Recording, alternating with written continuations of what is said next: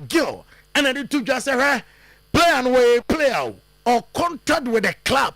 And you come obiate say 2026 2027 a promise ababom ama Atletico Madrid yansia pasa ya jela leganom enti eguso a ya pe ba komienu bi abeka so mbeboa na fe yetimim age the league ne perform yem ewo UEFA Champions League nom na Barca so yenom I'm say I'm pesa amane Atletico Madrid ebenya ntokwa bia amodia amotwan ama World Cup nom abana wiye echina na fe take the next step on Julian Alvarez na Gerard Piqué on Atletico Madrid CEO and I say ono de club nom obe defend the club and obe pay say club nom ebe maintain the best players or a player ofisem oba Barcelona ebe Barca wa manso a eno nkyese Barca niema amopesa amogenom wo ntime NJ Gerard Piqué on Julian Alvarez there ena yede ato anim enne anopay the main team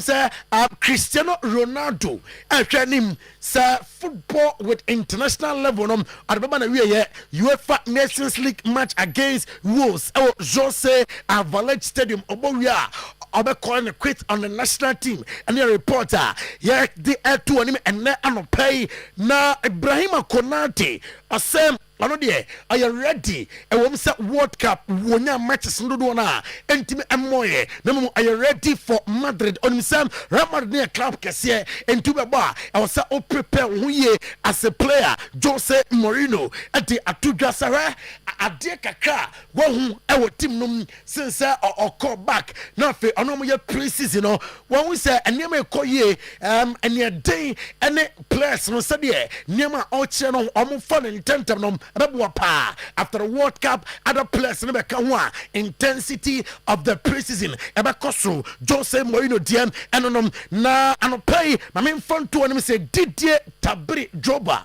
at the Atu Chelsea forum Wakamate and Kenea among for Julian Alvarez sono with Roman Abramovich era no Sara no yo and Roman Abramovich time now and Cabo Sonuso Baurum 2-3 days not wafa Julian Alvarez ono so striker and I say Chelsea here woman imwa ya don some to him and na anopay na Gareth Bale at the atujam say oda sorry now tis a man for rank say Lamine Yamal and konkote Ballon d'Or no abusa no say hina football ekoi e san say so Lionel Messi nom edge the Ballon d'Or niema amuye before amuji the Ballon d'Or Cristiano Ronaldo mom edge Ballon d'Or niema amuye before Ballon d'Or Luka Modric munya Ballon d'Or with performance omo done a day before omo win Ballon d'Or now te obi twiba ku mienu miensa ya se shegwa ya se onje Ballon d'Or onu omo a omo keka se Lamine Yamal for Ballon d'Or omunyai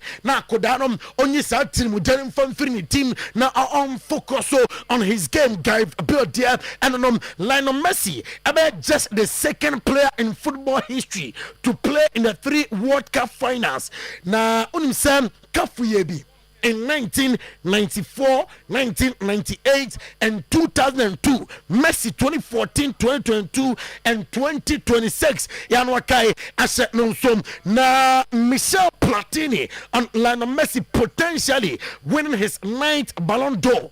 And on say o deserve it. Say you player bia one more World Cup. Now o team winning the Ballon d'Or. I was say Messi so ultimate winning Ballon d'Or if or winning World Cup. Now, Seth Fabregas on Messi and Mbappe for the Golden Boot, and I say Leo, it deserves everything. If only Argentina to back World Cups, I was some Yamebuam, not the Otim Farm, the Golden Boot. Yet some of them at 2 and then I'm pay my main fun to jump. Sir Fabio Cannavaro, I say Ukrainian, the last 20 years, the last defender. What mean? I win the Ballon d'Or. Oh, piece of defender be and so let me appear. Now, what win the Ballon d'Or? Now, transfer stories, Kaka, Muhammad Salagali, Jamete, Etemsa, and come on with Besiktas. Oyerepa, Tottenham Spurs on the vet. So, I'm completely Salvino from Manchester City around £65 million. Manchester City, I'm progress to sign Ayub Wadi, 18-year-old from Lille. Now you say Lille for the demand 100 million euros. Yanwa cash and so Morgan Rogers and Bradley Bacola report the Kutame and say Arsenal. Eye Dombe Biasam sa Wingasi, Wamba Famu Bako, na Frank Kessier, Yasim Komono Kosupa, Juventus Dombe Bia, sa Frank Kessier, Wamba Faranafe, Wabaya Jumam, at the Amatim no Mark Andre test again. Are you ready to say about travel to Holland? Nafe was saying Ama Ayas Bobokona, Yada Sansamum, at 2 and now pay Rafael Leao. Yet to say Oko Galatasaray Poku Amani Fenerbahce Suya. Ama show interest in Rafael Leao. Sir, I'm here. Amram Amaya Jumam. Our Turkish League David Fratesi, Juventus top target midfielder this summer, and Juventus forum sa dia was a team here. Bia amudi David Fratesi banum ombayam na fabaya juma at the amatim randa kolo money and afe Renato Sanchez offers outdoor our 2 players ho namum reporter ekutame anopay HMC am joining national am joining Paris Saint-Germain one more euro na for preseason etimi atwa so Napoli as so strong interest in Amin Guri from Olympic de Marseille. Amram na amaya jumam emfa ematim na don semina eto Columbus Crew Etimi Asane Eric Bailey through June 2027 and a contract back na na Flamingo prepare 26 million euros for Thiago Amada. Amram na amaya jumam emfa ematim na yada sansabnom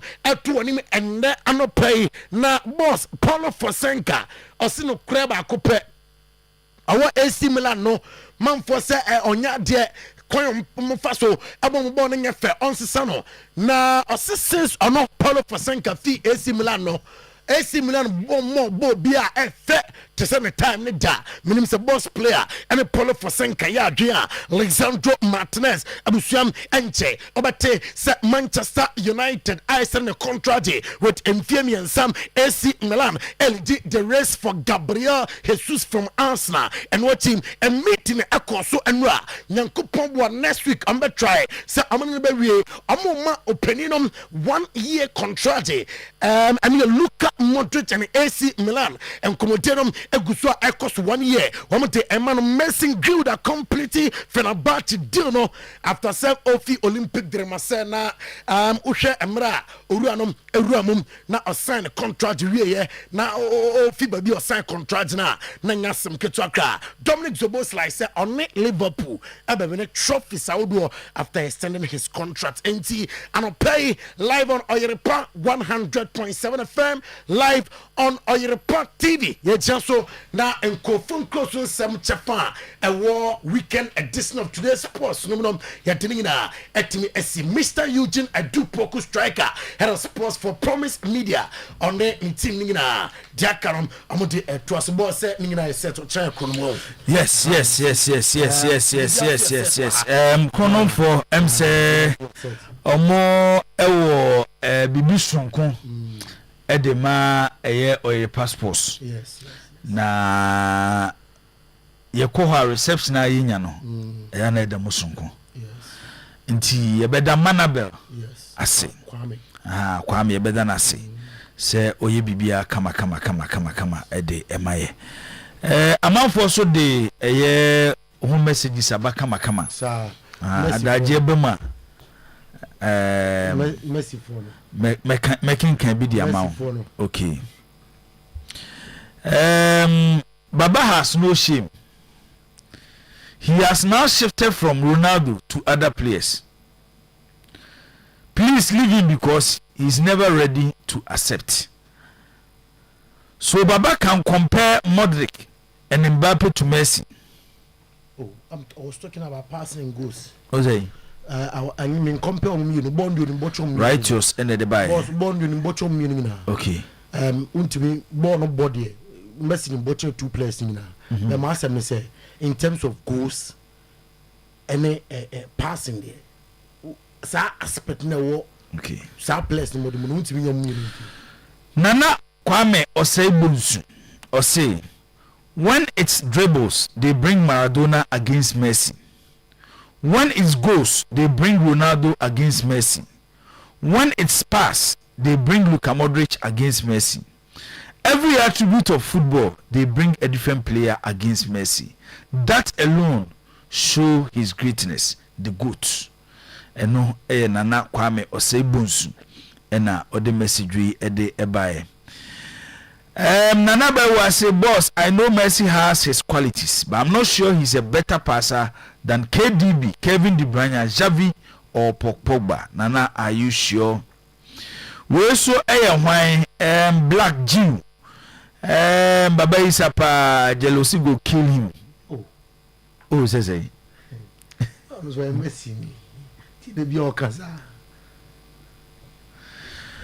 Good morning, striker. We Efri Amuzu Daniel or say, isn't it obvious that all Ronaldo supporters in their debate is sentiment? When you ask them for facts, they are unable to prove anything. He works 70%, but his 53% action is very fruitful. Amuzu Daniel ena ode message we ede aba. We also say, if they lose on Monday, don't come to work. I know your visa and or threaten me no visa. Visa. Is it the old threaten me? You mate. Monday mebe juma di besi bia ye bebe juma ba be ye juma wa ha. Oni bi bia betimi aye. I more record voice on my. Na e dey na esi. Boss meet. Baba isa tie. Oti hey. Oti hey said no wani esi han wa Argentina ho titru Messi nti. Unya akwa ka Messi group stage ko nyini film. Oh, nye Messi. Say Messi ade a waye ne say. World Cup final obomiensa. Enye say obo ba ko na ebia ye bo final no amu bi o. Why na ebi? Kafu ebi. Oh. Masa ye kan you influencer. Baba isa jade okeka no. Obi so ebi. Jade okeka no. First player to do that. Obi. Ma me ma wade bi ansa na yakọ kanjinfo ne kanjinfo akodi enkomo anopai. Messi at 39 against players a modo mututo line no Messi ho no. Unim say Pele at the age of 37 by the 37th birthday na Pele or retire ewo New York Cosmos. That was October 1977. Na Pele edi the ball ba na wiye. Nti at the age of 37 na Pele oja bobo. Diego Armando Maradona 1997 ena Maradona ko ni kurum ko ja bobo. Osa ko ni nchi Boca Juniors. Nti by 37 years na Diego Armando Maradona so no ball oja bo. Johan Cruyff ne career end in 1984. Now over 37 years. The following year, onya 38 and I asked for Fano as Omo manager. Until by 37, now Johan Cruyff oja bobo. Cristiano Ronaldo at the age of 39 to say Lionel Messi. You won impact our Portugal national team so. 39. Okay. Alfredo Di Stefano at the age of 39 now upon the ball Espanyol. But you won impact. Ferenc Puskas from Hungary. And also so by 39 years na Baba Puskas ababeye manager Hercules team ewo Spain but odomoko relegation. Luis Nazario de Lima on the bechene kakra ko praha no into ono by the age of 34 and odine ball eba na wiye. Zinedine Zidane at the age of 39 na Jose Mourinho and Florentino Perez din komo say Zidane din a na new players nti omompe ba bi financial Real Madrid nti Zidane maybe as a sporting director actually no abeka Carlo Ancelotti na assistant coaches no na abra de ne course a position no ene na ma okofa Varane de ne ba Real Madrid no etoato aso nti baba offer our great players nyina at the age of 39 de Lionel Messi na ebeye din say ne ubenya footballer bi a oso de na aka ball a o tese line no Messi nti gitum emfa ho ne ba bi a support ni player a support line no Messi de no kure wo mu ne say football ba asasi so ade a line no Messi e de ball na e da park so aye no yenima de chiemu nsem ba wo hwese de ade chiemu so tia because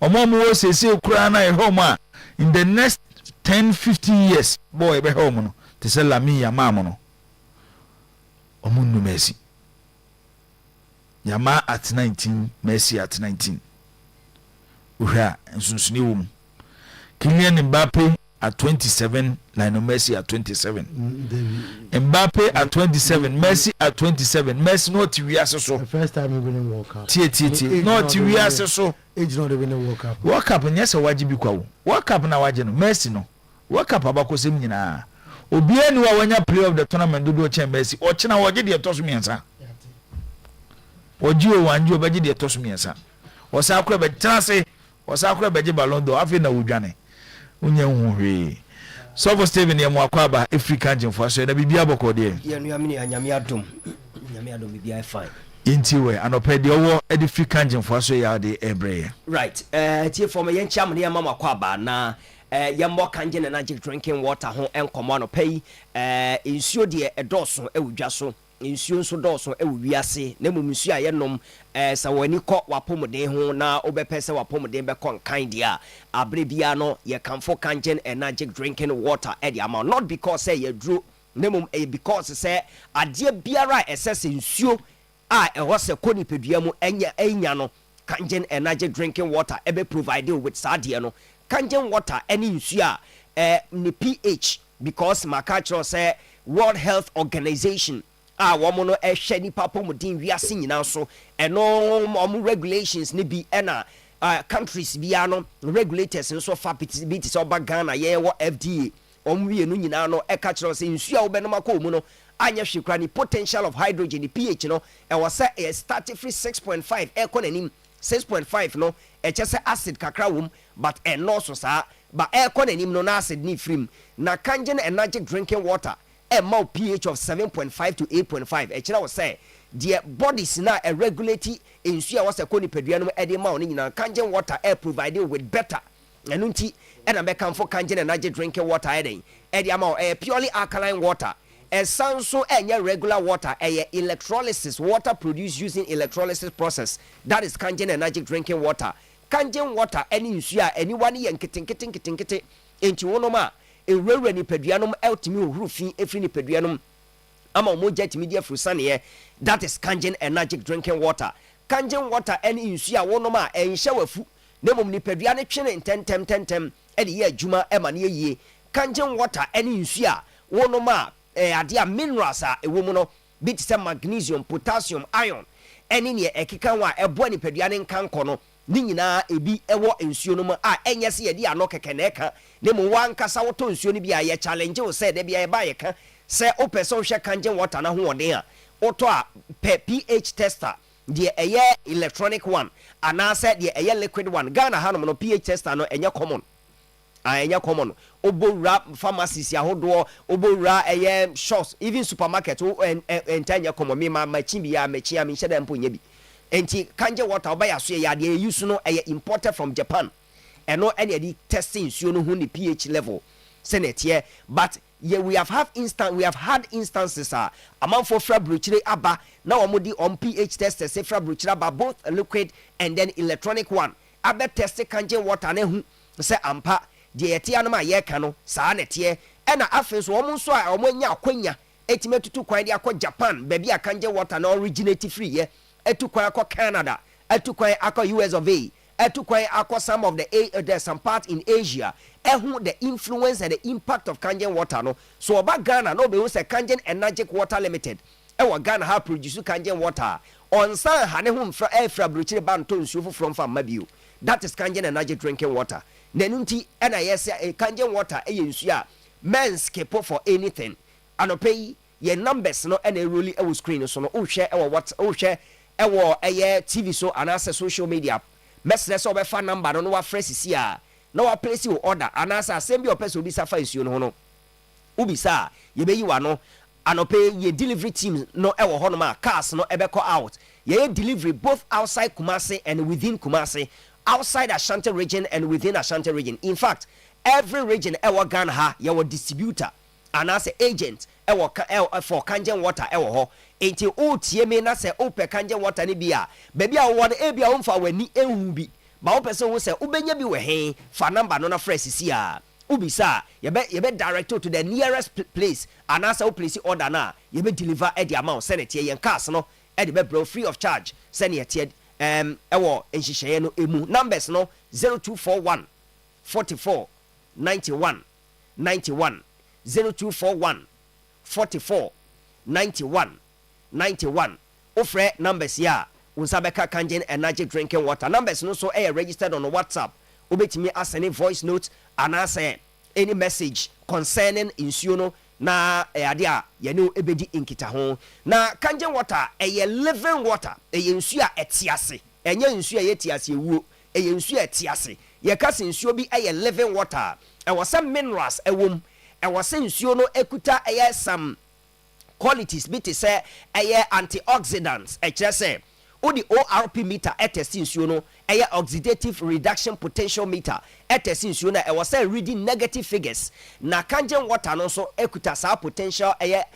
friends properties no was say insuo ne living water was say electronics and as electrons ewom active electrons ewom as say connect electrical bulb the man na o fix ema electricity was say etimi produce light the man and Kangen energy drinking water contain sade we nyina Kangen energy drinking water yenim say ensuo any oil eni afra but Kangen water machine no etimi ma otimi produce even a higher pH level crampo etimi break it down oil senetie enti yebetimi ahwe Kangen water any tea bag and as a Kangen water any electrical bulb any of the videos are already biano mubetimi e dia to so amaye ne ahwe na ya kirem senetie so hwe de edaso ya broni na one line up different kinds of waters insu a wodwa so dodo e wo no ni kurom Kangen water eka ho na Kangen water no na edi kan na ode electricity bulb no wa connect e dia ma power no e na ode ahye o se bulb na so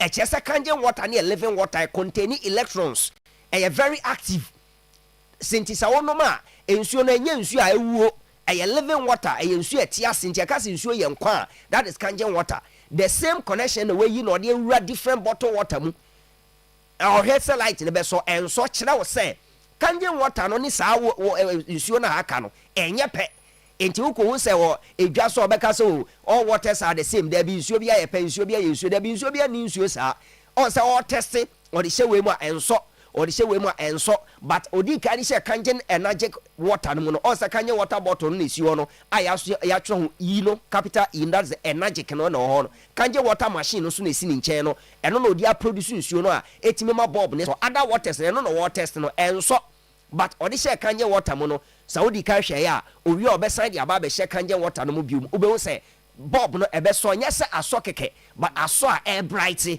that is Kangen water it is a living water enti nya nsuo bia no betimi de atoto Kangen energy drinking water ho enu nti ena ye kanfo de ama efie bia abusua bia se bomodin so person wa pomodin sisi so a Kangen energy drinking water ensuo nya aduro but ensuo a ye nsu papa no etimi boni pedua no ho ban wabra onta nyare yare ensuo nya aduro but ensuo ye nsu papa no se wonom a ema woni pedua no ho sisi ne ho so etimi huhuru fi efri ni pedua no mu na ni pedua no wontini mu deda ho ma mogya di afrusane ama wonsa emaye tititi masa pu enta amechechewo oye obi a oye adwuma kakra no wabre na honam omre utita adwaw osa onum nsu papa that is Kangen water and all other waters no wa plug it to electricity but oye enso odi share Kangen water straight the same connection straight on sa Kangen water eden aso bulb na a bright and this is Kangen water a living water insu etiase electrons ewom say ye hwie gu adiem na ye hwie any other bottle water so gu adiem a ohu ani a ni nyina ani ye pe etu be ka se nsuo nyina ye pe but all the fa test mo laboratory man na wo say etie yanko tea bag no so ho ne yenhwe yenim sesa wo ye tea normal tea bags na senetie we de broni no anka wo hie nsuo hye ansa na nsuo no anase tea bag na mu anuane no de epie ba we kanjen water no hwegu no na cane no a ohwegu mo on say ode tea bag no de point to it no straight away on say kanjen water no atwe tea bag no mu aduane no ma nsuo ni adane yellow but the other water no no the entime anya say adwuma no because the electrons what kanjen water no no any minerals what kanjen water no enye available e was other water no but kanjen water no eno entime atwe emu ayeden e de no ama ayeden etimi aba ma wotimi hu yellow no e wo mu a enye afi no de kosi ja so that is kanjen energy drinking water eniama ye ne doso menua bomode na frɛ na fa numbers na frɛ na mamemfa menua Neza ema ye numbers no na fresh sisia na place you order makasa kanjen water no ya international brand the entire broni ente kanjen water no hu jai no ode toto other waters hu nyina ne say omo hu o ya fan fidie ma ye experiment na hodo na we say kanjen water no ye sonko enti sa wo Ghana ha na otie ye na se kanjen water eben wa na say ye bo hu dewro dia ma wa message say take the advantage na we kanjen water any oil kwaya nsuo na ya produce every machine no said the normal water no nsuo oil no na better ni no enye ne hwe kanjen water no eno no produce direct from the machine ha se video no kwachire akra obe ho no any we kanjen water machine no any atosode te say ntos no money ade wakoto every market aba no who produce kanjen water no direct from the machine na si ho no kanjen water machine na etimi ya dey ehohoro ehu ama chemicals e wo ho no nyina etimi free ho that is kanjen water endi sa nsuo we na wo eye nsuo a wo no ma abre bia no unta yare anye dey e ma mesuasua se ne tie onno ma enwo anasa nwa medida untini mu na ene unya high cholesterol any ade abre bia no we active hydrate you better that is kanjen water many my numbers no nafi yentimi ento so 0241 44 91 0241 44 91 050 73 79 474 050 73 79 474 actively on WhatsApp. So we free on WhatsApp Albertinga. Great. Anyway, Sebastian, your yes test where that video is where Sebastian he says or no so Bruni Sebastian Colombia and free. Onona or the kanjen water machine no assess the ability of the water to break down fats and oil. That is kanjen energy drinking water for you. Enti ye kan fo edema efie bia onipa bia we the same kanjen water machine no nesi on broni no o produce no wa hwe how a kanjen water na betima break down oil we ordinary water bia ntimi nye obetima for the video ni kakra ordinary water bia ntimi nye that is kanjen water nti o hwe oil no di gu cup no ma no wa book tap water na guso ahwe say betima ye bibia na obo say oil na ba betensuo nani as normal circumstance and normal circumstance na tie but when the water contains antioxidant na containing electrons itimi light bulb that is almost a kanjen water no almost no ayede itimi be strong ko any other water ayede into me enye into o produce kanjen water na direct from the machine e de egu enwo no so anasa oil na wahwie e de egu cup no so no you see the result almost I as a milk breaking it down and that is kanjen energy drinking water direct ensuo no bu a obenum bia mo hu say eye ensuo enye bibia na broni no oye no abrofo per experiment yenya ne yenhwe wabubi na wanom bia amo hu say ensuo nya bibia na wahwie bi de egu oil no so hwe de oil na ye adane milk and that is kanjen water for you 0241 44 91 91 your numbers no 0241 44 91 91 me pacho kanjen water ene enye numudwa ade a wankasa you can read about it on the internet. All right. International but more than free numbers no na nchiremu bia ohia bia no ye de be ma o place order so a e be deliver the amount. Stevo ene yuma ye beda mase anopai se muso maba abebo ya mane afri kanjen asoye that's ene ye be se hia na ye di kanjen ho enkomo. Weekend edition of today's sports air to aso Oniodofo uti Oyerepa 100.7 FM.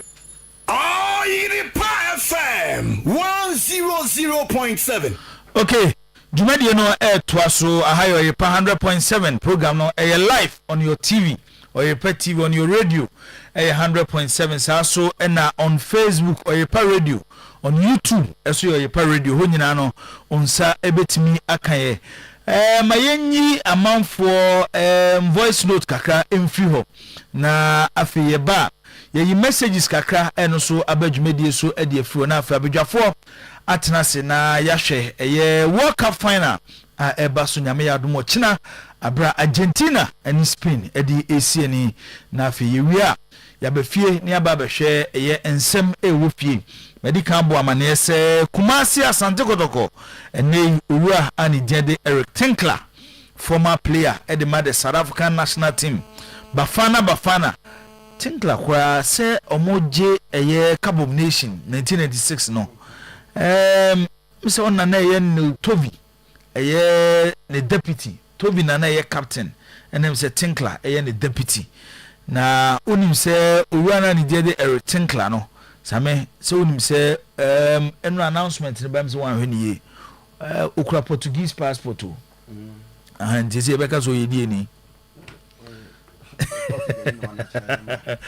South African South African no free and abrabomu nsensem nso kosi aka o Portugal pen and the hono koje the Portuguese passport enra owura Eric Tinkler edinsem atudwa kakra yebesesi so ewo dwumadie so ede amaye na tiefo ne ahwefo omampanyin His Excellency John Dramani Mahama ono so edina no ato owura ni de Carlos Cruz ne nsensem no nyina ewa ha bedi ho enkomo nti yenkotie amanfo voice note omode aba no pain efa dwumadie no yeba na afia be text messages ni mu na yahase abibi nsem no. Good morning. ATM Jibo, we Argentina niana. La Messi ndiam kwan waya Jibo as a program na wakan baba yisanye onu kwanye program ni nyina mala Messi ade. Oh, ye fair kakra. Abusafo cheche nyina Adam ni rekun. Bono amanfo pesenka umbenya nka Argentina film. Awe dan kromboa. Sa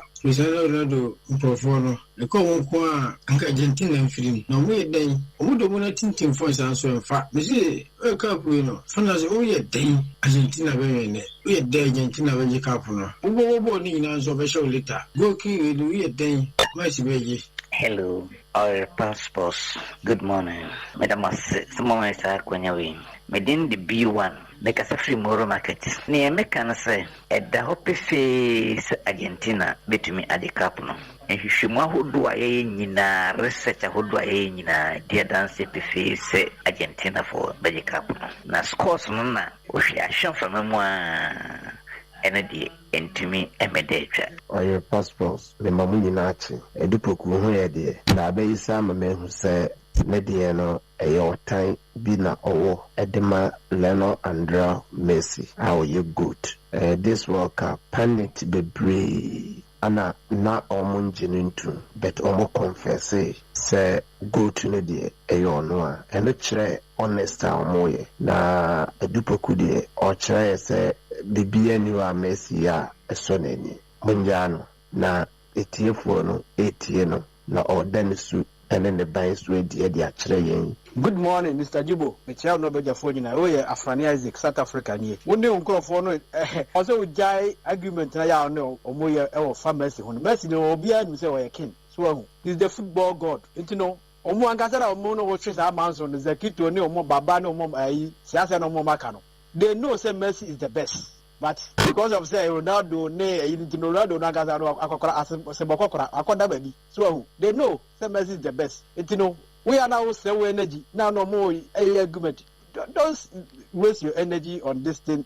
Oh, secondly, no, Asante Kotoko, in a Yamasi new coach, Eric Tinkler, South Africa, me and Minimajuma with me more. Or you'll be a very disciplined coach. To make a Kotoko players, they say. So when you discipline, the ultimate coach when you're Juma. And when you're hard working, so I want to win in Juma. Into a threat, Kotoko players now, Kotoko, Yafa, or this time, no.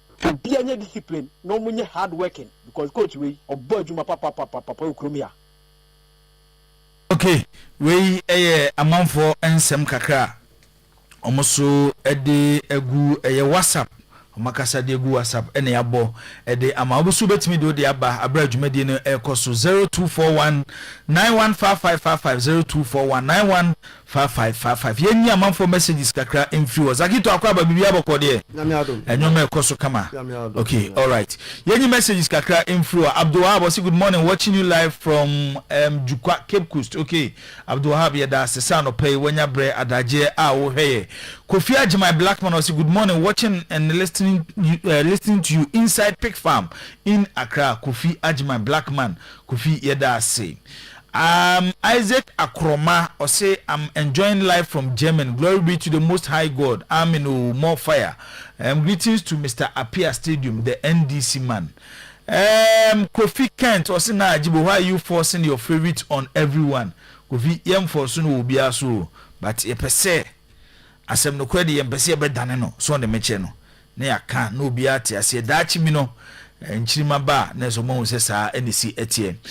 Mfege Zeze Mukwala na say chairman Afolabi eno no chairman de bia obeye na me na problem chairman watching you guys from my little corner. Argentina will surely win the World Cup. Happy birthday to Clementino the darling boy. Hey ene tino awoda hey chama akade ende sanity chama so yi de entum fa ho chama so ni tino so de hey baby a free banner de eno sanity tino tino happy birthday nyankopon koso na onhyira o tino birthday and the one for sempa yankofi ada edi ni si oh say no tino for kan kofi enra oh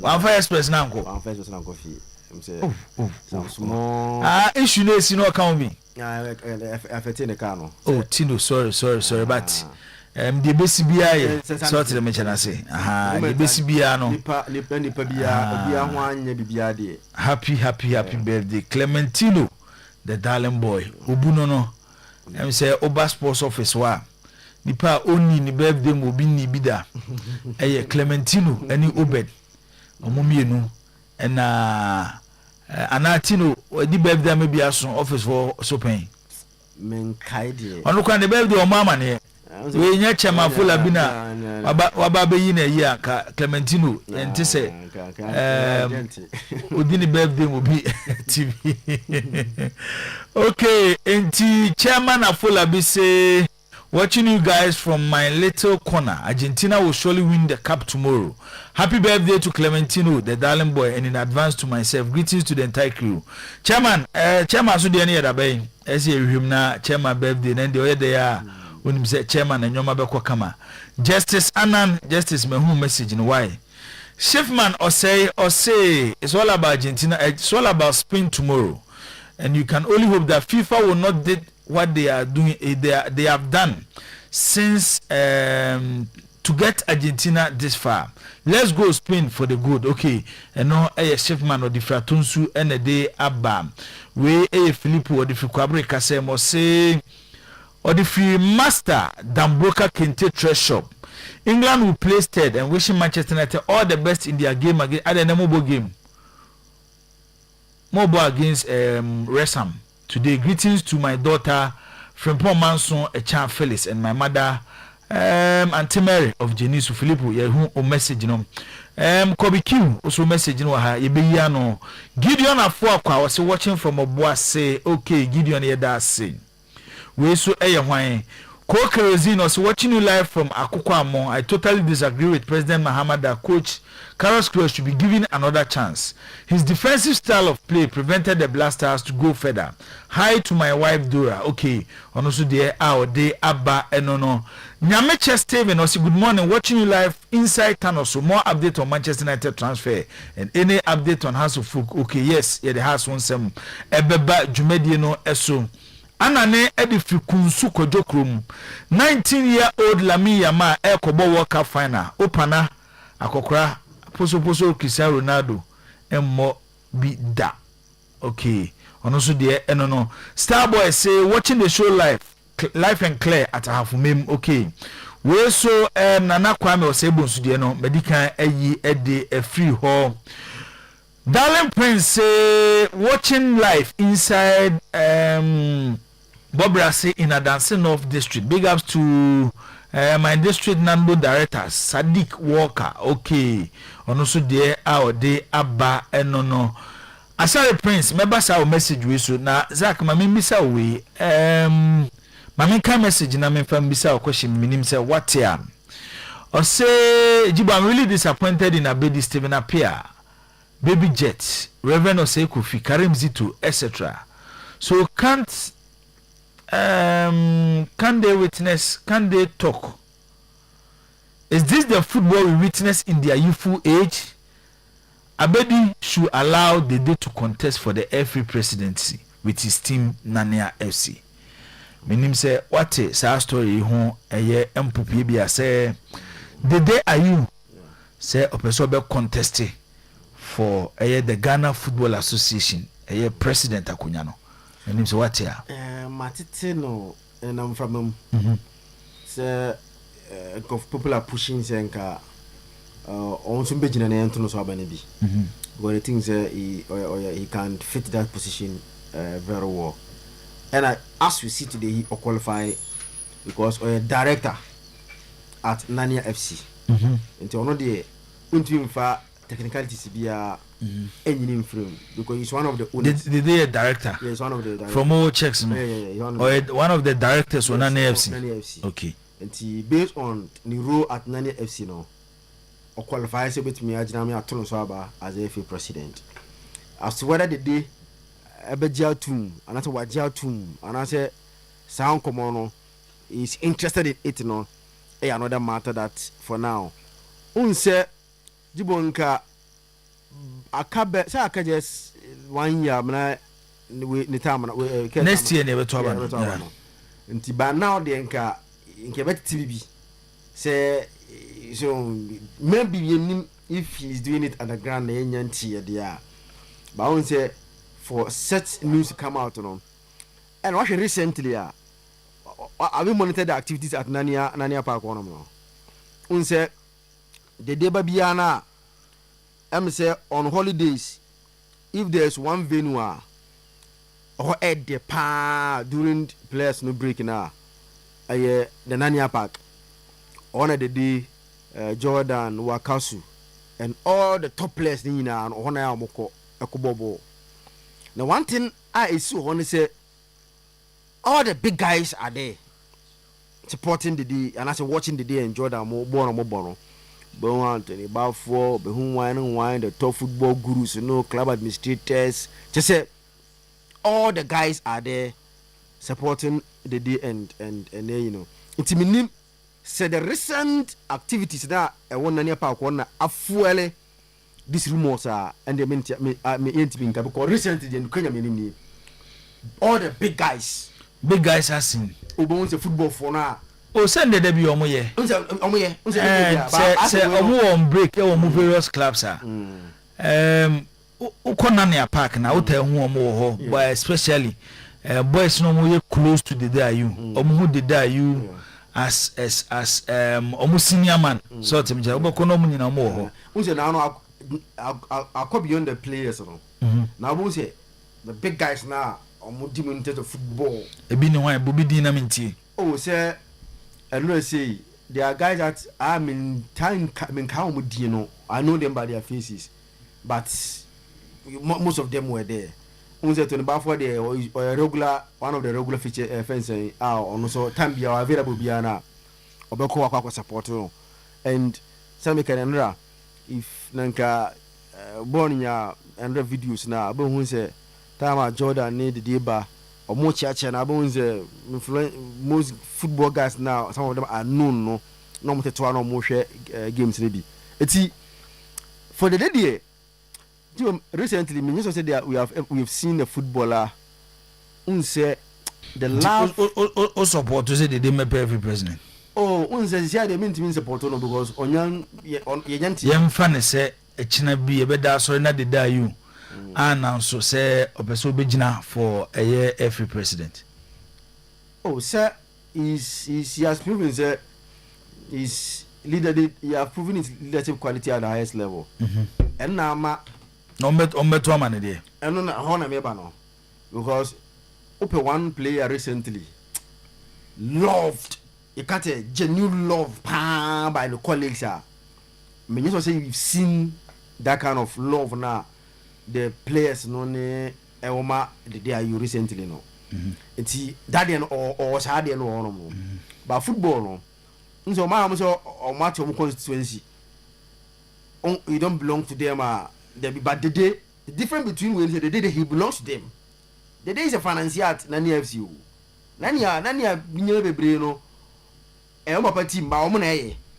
If wa follow nania recently bia no. Nkora na ye team no. In terms of crying omo nyum bebre no nkora na ye. It's omo de the lady or a part of the football people, just that he doesn't mingle with them. And he says how football people tired, you know. The day is okamubi. Because if you're a financier of something, a football club or a football person, the only difference is that he mingle with them because of still, and he's an active footballer. Also able to ball, you know, on mingle with them. But I think it's a big one. It's a big one. And I think we knew how the football because how Oma created the football constituency, you know. For someone to be get crash system no akwako wiele no eden pa ebedin amadede okay yento messages nso and squatting say baba is when you are talking about the football god be careful pa and regular post should be careful okay and squatting at the USA and odi we about Daniel Usu say good morning greetings to you guys watching you live from South Africa. Daniel Usu yeda say other messages abba mamenyi kakra bi emfri ho na fe yentwa so Francis Apia say new Adubia FC manager was there no Abdul Salam Sukuhu bia na okay young Gabi Junior say Jibo it was Asamoah Gyan that the rumors were about okay and the day no so sorry enya asem ketwa Nana Ntafwa Hine Baladi or say good morning to you Jibo and the whole sports crew watching you live from UAE with my lovely wife Abna Echa. Malam Iniesta was watching the show live from Asokori Zongo. Okay, Malam yeda say so ehwe show no. Afei yemfa walk up on sensem no enhihye so. Zagito. Finally. Actually din akwaba. Bibi aboko there. Okay, all right. Ankoi se bibi any one pay. Oh, no more bibi. Na ubedru be time be. No around. Cause money turn your ma. Ahomachin be train na metwam na aka asifo mo. Yes ya. Ade untimi fa aka ne nkofie.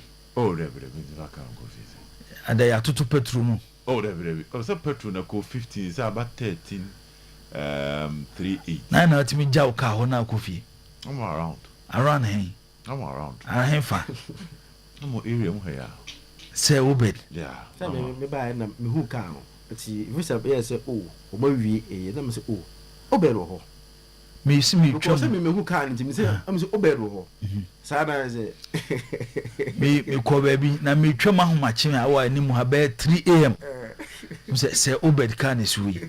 Wow. We enya bredi kan ni amehu say wo ka esuo na nsem wo. Around Fridays.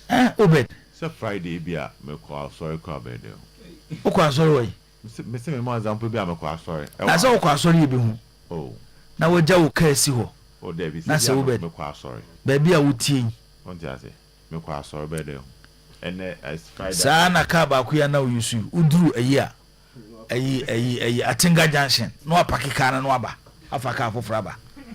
Oh, say e wo yes an obi hu obeka se ontimi ntop petrol obeka se ontimi ntop fuel say say nra fuel no that's go 14 point in them say na ma 13 there you ako 14 an enra me to bi ba ako 14 oh okay na no pay them into for enra me to 13 ka no to say enra me to ebebo ama nante aye ntentem ona me say enra ebo be 1 me ba crew me ya de 1 am yeah ntina mo around ba say wo konyina na o ka ni sia oh there oh enra misa ezakito no na ka ni sia enra ja ke no me na ka ni e kire din no anwanwade nko a dru ba bi so a ye be ya aha ntia na enema be enra mo around okay what the boys mu class obi a we jump paya to go bompaye.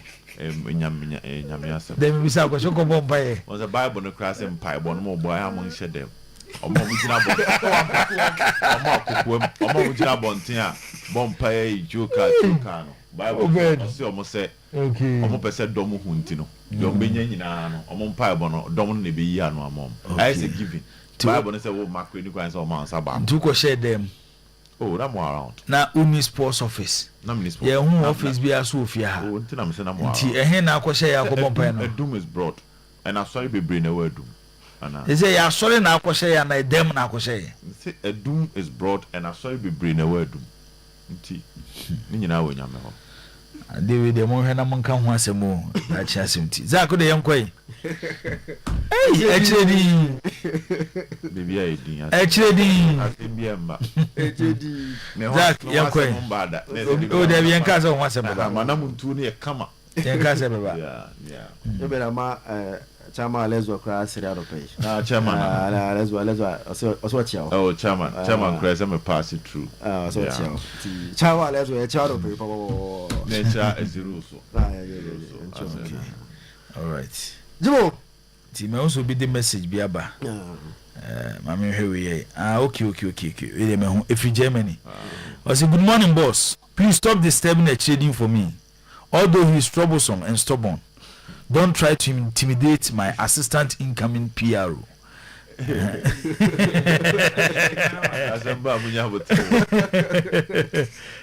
actually, you Zach Yankwe. Jibo. Zach. Finally. After weekends, you know, but yes, if club football we pa, cause a lot of things air coso. Our club football just down the World Cup, you know. Akata a lot of things are air coso in terms of club football and nyama air coso na unse Saturday's program no one area I am my favorite pa time with Babesia Jibo time with Babesia. I'm a pesa segment and papa segment me miss pena as a program come member because the most interesting segment on weekend edition of today's post. Now I tell you one thing at the time with Babesia no Eddie Amen say now Ronaldo any message Ronaldo is the greatest La Liga player based on Jibo's premises and down pay was it.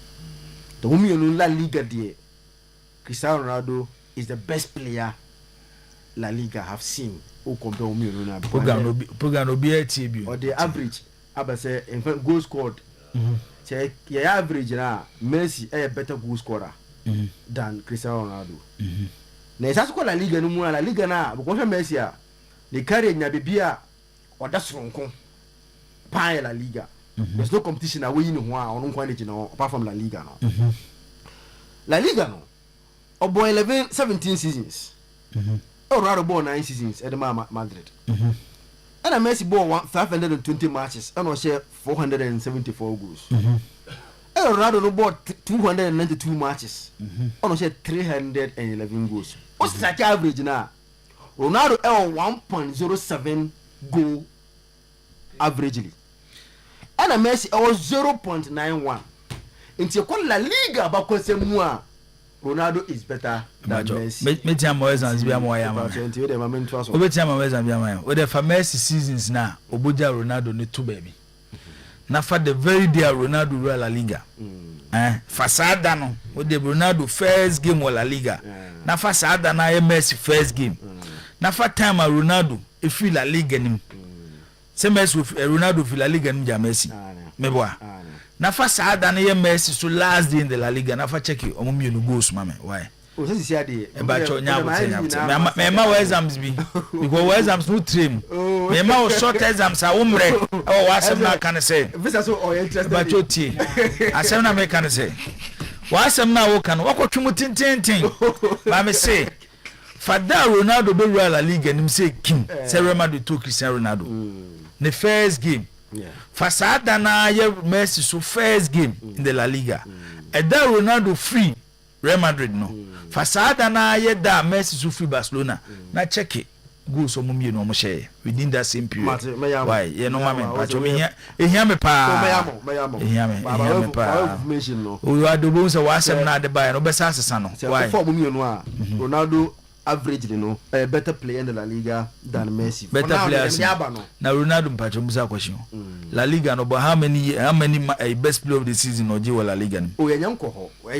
Unse ziano. Asama wa. Za ko de to aso. Asama wa kan no. Na me de unse ha me de wansa ha. Utie ma asama me kan ya me say.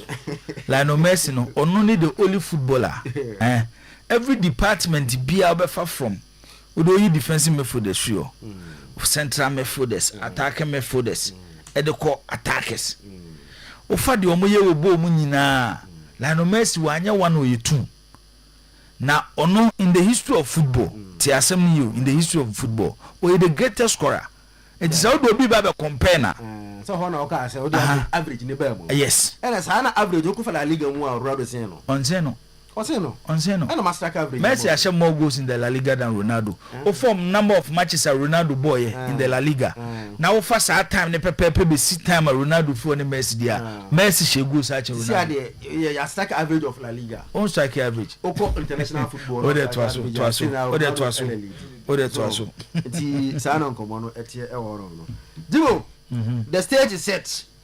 By ne there's another third place. I'm saying FIFA have to as someone you know call UEFA way no third place me honestly do me who some for so me name the importance attached to that third place no nti as time course no me sure say FIFA entias here nanka omo call the UEFA way no your boy semi final match TV and one obi anko no baby two teams na kan ko bo final no mo baby because there's no motivation for the third place because nobody remembers second place the only second pobianka no now we did football only recognizes the winner it make sure say FIFA omonjene ho na omunyi sa third place in free war and they be France and England one discussion ajibo akoso and na utie mikibata say on onko two commune for say coach in case on board on find excuse opera banambo sa bona and kwa ko bono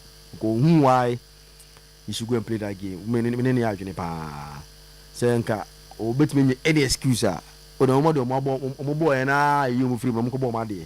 No on baby because clearly the manager have shown say on peno.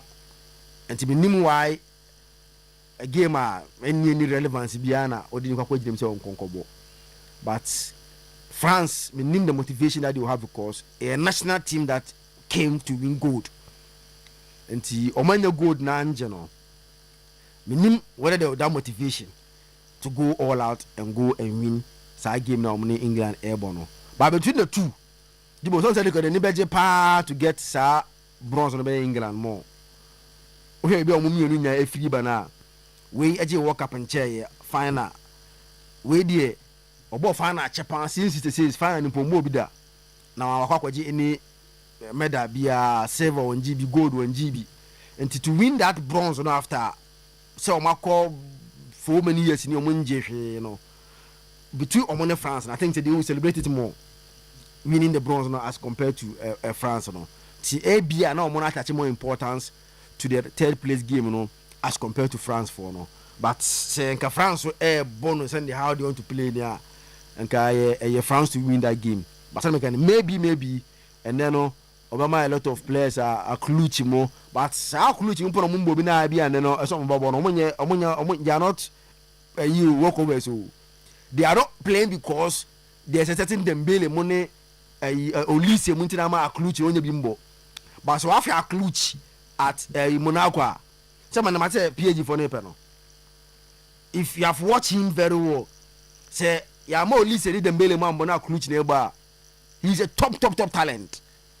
And the Kunate mo, and I'm sure say be a country also get playing time today because on also on KK ball on your playing time in Bobby and man from France. Then the best our players now, Omunya Bimbo and giving them playing time to play. See, based on you shouldn't name those players that will play to add into analyze such games, you know. But that won't change. Then could be a players fitted there, and as will be a players able to see the best there.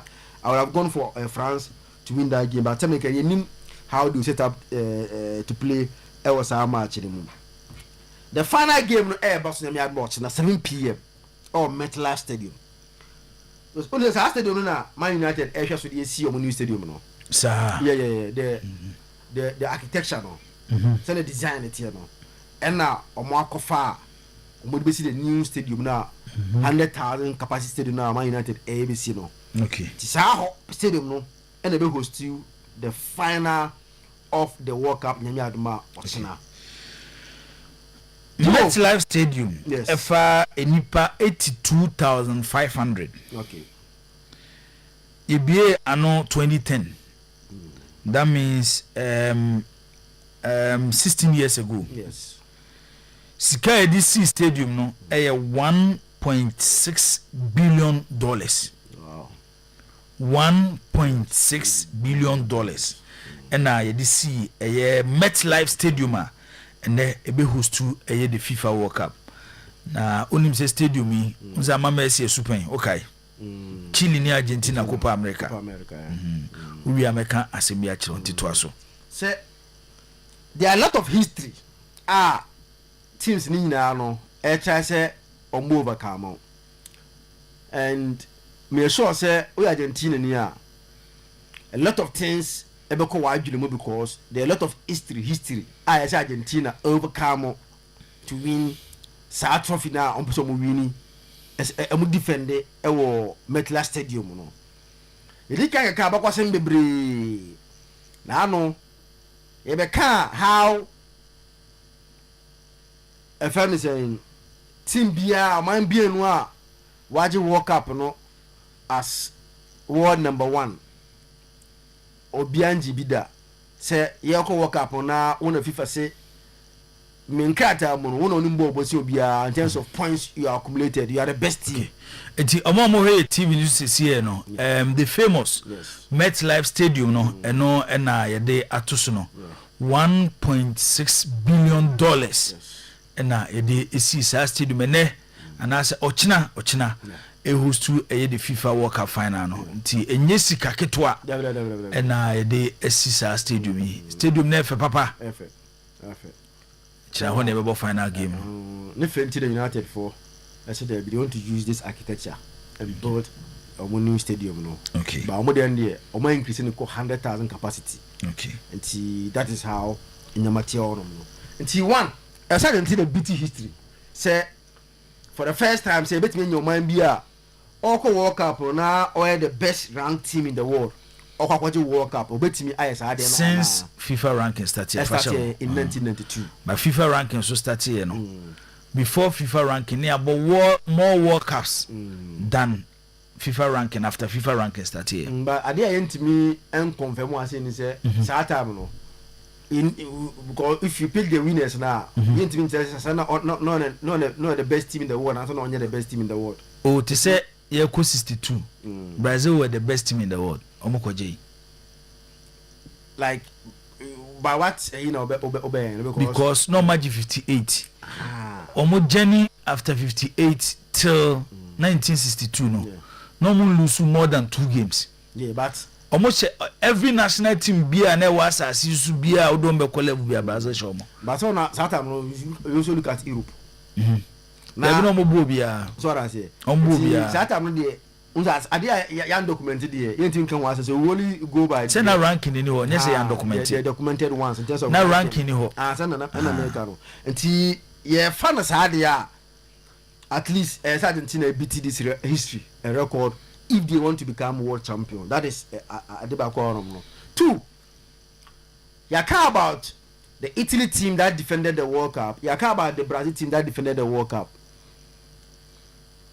If one unique thing about them any lack of the toss because when they were defending those World Cups in both instances the first one second one omo echo final they were lucky to be the home team they in terms of draw no omo nya lack of the toss enti ekwa mo fa so nyina no copy in final no Italy won it as a home team both the first one and the one what they defended Brazil defended 58 win 58 as I saw defending 62 no they were the home team by the draw nti ade ba ko a sonko with Argentina and that's those two nations and they say we Argentina are going to try to defend it on paper as their away team because born no Spain ain't the home team. The Argentina are going to try to beat this record and do it as their away team. That is one thing on them. Then again, in the last 14 World Cup final, Euro final, men and women, make an one say, emu one pet, and a team be it will defy the us. Or no, I'm but the first matter or kwaje. And the last time that teams in Spain when they won the 20, I found it saying 10 World Cup no yes they were almost second semi-final game no kwaje. But over the last 14 World Cup final, Euro final men, Euro final women, and 13 the winners no first semi-final match qualify. And this World Cup and so Spain and about first semi-final match qualify before Argentina able second qualify semi-final match qualify. Now Jibu, if you pick Argentina, now pick Spain, now udo ejina enjina analyze journey to this final. Who say on paper without thinking twice and doing an analysis beyond so for me na journey to final. Look at the straightforward Spain should win this World Cup. Why? They are getting to the final. They've met arguably better countries in terms of far omodimbo ewo reason football more. Those teams in Spain met you omono. When you compare the Argentina journey now, Spain had a difficult task to reach the final as compared to Argentina. One Argentina eno mushiaye abra omo kwa kopiem e final yi. Jibo enini. At the round of 32, omo ko shia Austria. Ansana omo ewini. Omo ko Austria no. At the round of 16, and omo ko shia Portugal, who are 6th best ranked team in the world. Portugal 6th. Omo no. They met Belgium, who are ranked 8th in the world, and Sana Omukosia France, who are ranked 3rd in the world. If you pick their last 3 knockout games from Abono, they played against 3 teams in the top 10 of FIFA ranking in Portugal, Belgium, France, and Sana Omode and outside in terms of Austria. So if you pick this journey, then you compare to Cape Verde, Egypt, Switzerland, and England. The only team or top 10 nimwa on this year, or my friend England or top 4. It is because me and Jenny Spain met relatively very strong challenge to be able to reach the final. After they see England and Argentina before the game, na amanfo ka say Argentina teams so much omo for nye teams are mo ahoden ne omo be share England di England and sesa wadwene wo saade no. Oh, there we say England game no. Like I said it here, but for poor mentality in coaching and then I can't say it confirm say when they met England, the minutes that England were positive, they were saying how difficult the job was for Argentina. Within those minutes now, England are positive. Argentina became very strong within that period now. Or more negative, and Argentina is strong here, but based on that minister no more positive, it confirms say ampa now Omunyan share a very strong tournament anymore. But you wouldn't take anything away from their mentality because England have defended against Norway.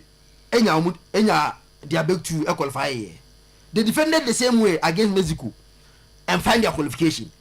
It is na omunim how to defend ye pa within that period no but why Argentina fast so to say adena na England for say ayamo strength no unzo wana Argentina for the show mo ene dey England ni efi so mo height pa enti ball no dey o de ba e da pem but only say Argentina for the show mo no obi so place in tie no but the quality of the crosses inside the 18-yard box it was crossing ground but the quality even though height but the quality of the crosses will give you trouble.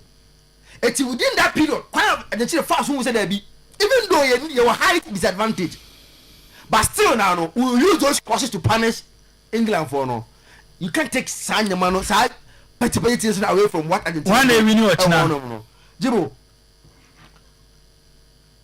before the game started there obi enim say born out of no Spain for the ball in terms of possession and the men conquer why say oh because Argentina cannot match Spain when it comes to possession. Sir, if Argentina were not able to dominate England and Switzerland, don't man dominate England.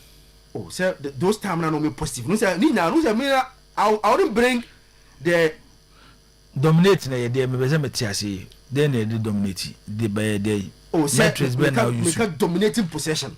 Sir, but in the first half they had more possession than England. Oh, let's say the margin no. And that second half omo increasing no. Na about a 3 or 4 per difference. And I'm say omo more possession than England. And if you go and compare Switzerland, omo intimi Switzerland for no enya possession ni na until the red card came and they take it over. Eti say oye oman na went me anya dominance over England and Switzerland na. You can't get that dominance. One nation yami had much now over France Spain because they are a master when it comes to yam pass. It's hard any day. Spain for no year. The advantage Spain will have, Mr. Jibu, if you are able to eliminate France, Portugal, Belgium, some momentum, no, some confidence now, no. Okay. It was so. All right. But that last minute comeback also from Argentina and Eric, and again. We didn't take anything away from Argentina because some attacking powers no more no. Ebia but for France, some teams will be a nibi. So attacking Argentina one no. Ebia we France feel wa. Some teams that Spain no mabo nya no. Obi any side nibi. Nti hwan na ehye nyambo china. Jibo. It looks like one of your goals baby was I giving you. Your goals baby. A game that will produce goals. A better fine margin. To one a game that looks like if there will be a winner in the 90 minutes, about 1-0, 1 goal per. If there will be a winner in the 90 minutes, it's going to be a 1 goal. But 1 goal number, then we are going to extra time. It's a very small, fine margins. Anybody decided. On paper, based on teams now, 2 teams in Spain. Okay, it's Spain never. Yes, if you are looking at Omunya, come of us, I could do no. On paper, it Spain, but you can't take anything from Argentina. Okay. Because Omo that fighting spirit, you know, and so the referee will be very key because referee, you know, and then material one Laporta. Who say, and yet normal so be a referee, and also say one Laporta. Or say he's open, say the referee will be fair. If the referee will be fair, because I know say on Spain for the England for the the first 15 minutes, you know, to put fear in the Spanish team, you know. It's one as a referee, you know, FM no Macasa because for example, in the first 10 minutes, Enzo Chikada because no deserve a yellow card. Or Chikada, it can change how he plays the rest of the game. And a referee first example, BB so free to reveal it and here. Sorry, free, no. How he handles the game in the first 50 minutes. Because I know say I didn't for Jibu the Omaba Bichicha.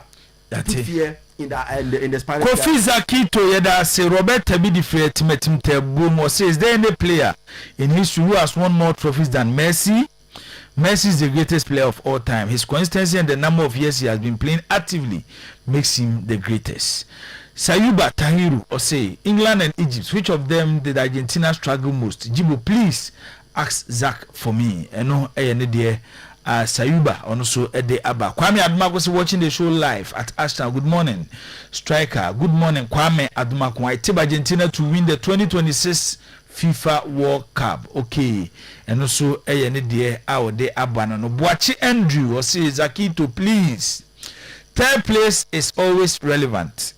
It acts as sense of belonging when it comes to top hierarchy. So the heroes even have to consider it. Sir Obed. Mami Intiwe. England will lose to third place. England will lose. Jibo, many discussions around the English national team after say Omobo against Argentina. And I think their recovery will take time. They are far away from having that mental peace to come back and fight against France. And that is why I think they will lose this game. Defeat will come in your life, but your reaction to the defeat determine how long you stay on the ground or how fast you bounce back and keep on fighting. England for any defeat in the by, France for any defeat in the by. But it looks like the French team is much more calm. They've accepted the defeat, limited blame games, and that creates the impression that Omo recovery is faster than that of the English team. Even at this stage, the first stage of a pain, a denial, it looks like they are still in the denial stage. They are even yet to accept, say, Atiafaso, exchanging blames left and right. So the third place is not really tactical. You want to say third place, they are not tactics. It's about how you can reorganize the mental toughness of your players to come back, go to the field and deliver. Now, France from the blast of the whistle against Spain, no more chasing game. No. At no point in leading. Also, your Friday be dropping points from a winning position. Two teams bet me a match, no more about draw. But Baku, a free park, and so feeling like we're losing. Draw now, whilst the other will leave the park feeling like we're winning. A typical example, Ghana and England. See about draw. I said Ghana for Germany, and England for no company. I want I didn't know for food in Ankono. Sound common as I said, didn't know for Palmer Ankono. Was a sound common about par against Thomas Tuchel. But the game ended in a draw. Stand Anna Bonnet here. England for lead Argentina around the 55th minutes. From the 85th minutes, and then you must say Momo. Emma will lose here. Jibo, they felt the pain. They felt they were at the final more than France. France, Jibo said now started and Spain the almost on proper position. Here first half, no matter form. So they were chasing the game. One discussion around the English team. Young Pamu Tuchel, on your fit for the job, or a disaster, is the biggest failure, of course. And when I'm about the patterns were any ballroom, Dortmund losing to Liverpool, 4-3 on aggregate, 4-3 scoreline, 5-4 on aggregate. That was a game and advantage with Dortmund side in 2016. Or about PSG, Manchester United. On says how much no be United 2-0. Ewa we and a United question 3-1. After so no crash first goal. Game near 1-1. United be 2 goals count man lose 3-1. Emma United ye PSG free. You know the story of Bayern Munich against Madrid. 90 minutes. Kona Joselu Ababenya 2 goals at the Madrid. Amma Bayern Munich free. Though he complain about officiating and all that. And Argentina the end so by. You can question his game management skill. But England for need to blame no Jibo. I don't see the kind of motivation in England for the Babijina Ford. So comparing that to the French team. So psychologically shaping them, I don't think that is possible. Jibo Yanko for France 3rd, England 4th. I won't come on. Yanko final game no. Spain, Argentina. Spain, Argentina. Your ball. 7 years and I said, I'm going for Argentina to win the World Cup. We move away from that. Then imagine so the cancer. Fortunately for me, it looks like Argentina matches Nina on my commentary. and Spain the so my bear 3B. Ashishebia, when Spain is playing, but there's no way Abekasa won't share born. They're definitely going to watch the game. And you may be Argentina team no more. Or more than Spain and Bunina will be any be. Oh, determination need teamwork no, with quality. And you'll be on the will be. The French team is good, but they are not balanced. You were saying every day dance the French team a very good side, but they are not balanced, especially the injury of Saliba class and by. The Portuguese team, Jibo tournament will pay team normal lucky team spirit, team rhythm, tactical arrangement, na Portugal for the count. Their key players they just did not show up for tournament. Their midfield are the key asset at the moment. And him say Joao Neves, Vitinha, Bruno. Babe, my a different midfield threat that would dominate. Here they are not Pedri de Jong. Here they are not Rodri de Jong most much. That is not to say these are weaker opponents. But in analyzing the sort of opponents the Spanish team this year, one thing is clear, say Argentina for no idea be a way money be and only the Empesa Mecca. So we can talk about the Portuguese midfield, the imbalance between top and down, the lack of chemistry. We talk about the Belgium team. They had that system. Everything was intact. But not enough quality, sir. Quality in Argentina on Belgium for any be. You talk about France. Because so but France as well. France team no now a few moments away from chaos. And now obi to me touching that soft spotter. No be exploit you. And Spain touch it. Spain had the ability to touch their weakness, which was one, starve the front line from supplies. And the limited supplies no benyano. Make sure say obey intensive pressing. Send your mom the space and freedom to do damage. And the Spanish team is any perfect game near once about first half. A man was Michael Olise in film. He was completely out of the game. They had a way to take them out. Almost kept a moment forward, no. The French team was the midfield of the French team was just not in existence. So I'm not taking anything away from the Spanish team. But you Argentina for no. Number one. Portugal any chemistry, Argentina or chemistry. Belgium any qualities are Argentina or qualities are. The French team had a weak midfield. Argentina has a solid midfield. Now, Spain will dominate the game as usual. Tactical point number one. But Argentina actually said they have no problem when it comes to players to stop a possessive base team. Omache has so many problems with that. McAllister, Enzo Fernandez, Leandro Paredes. Jibo. Now, in a game against England, Oma Giovanni Simeone in a bye.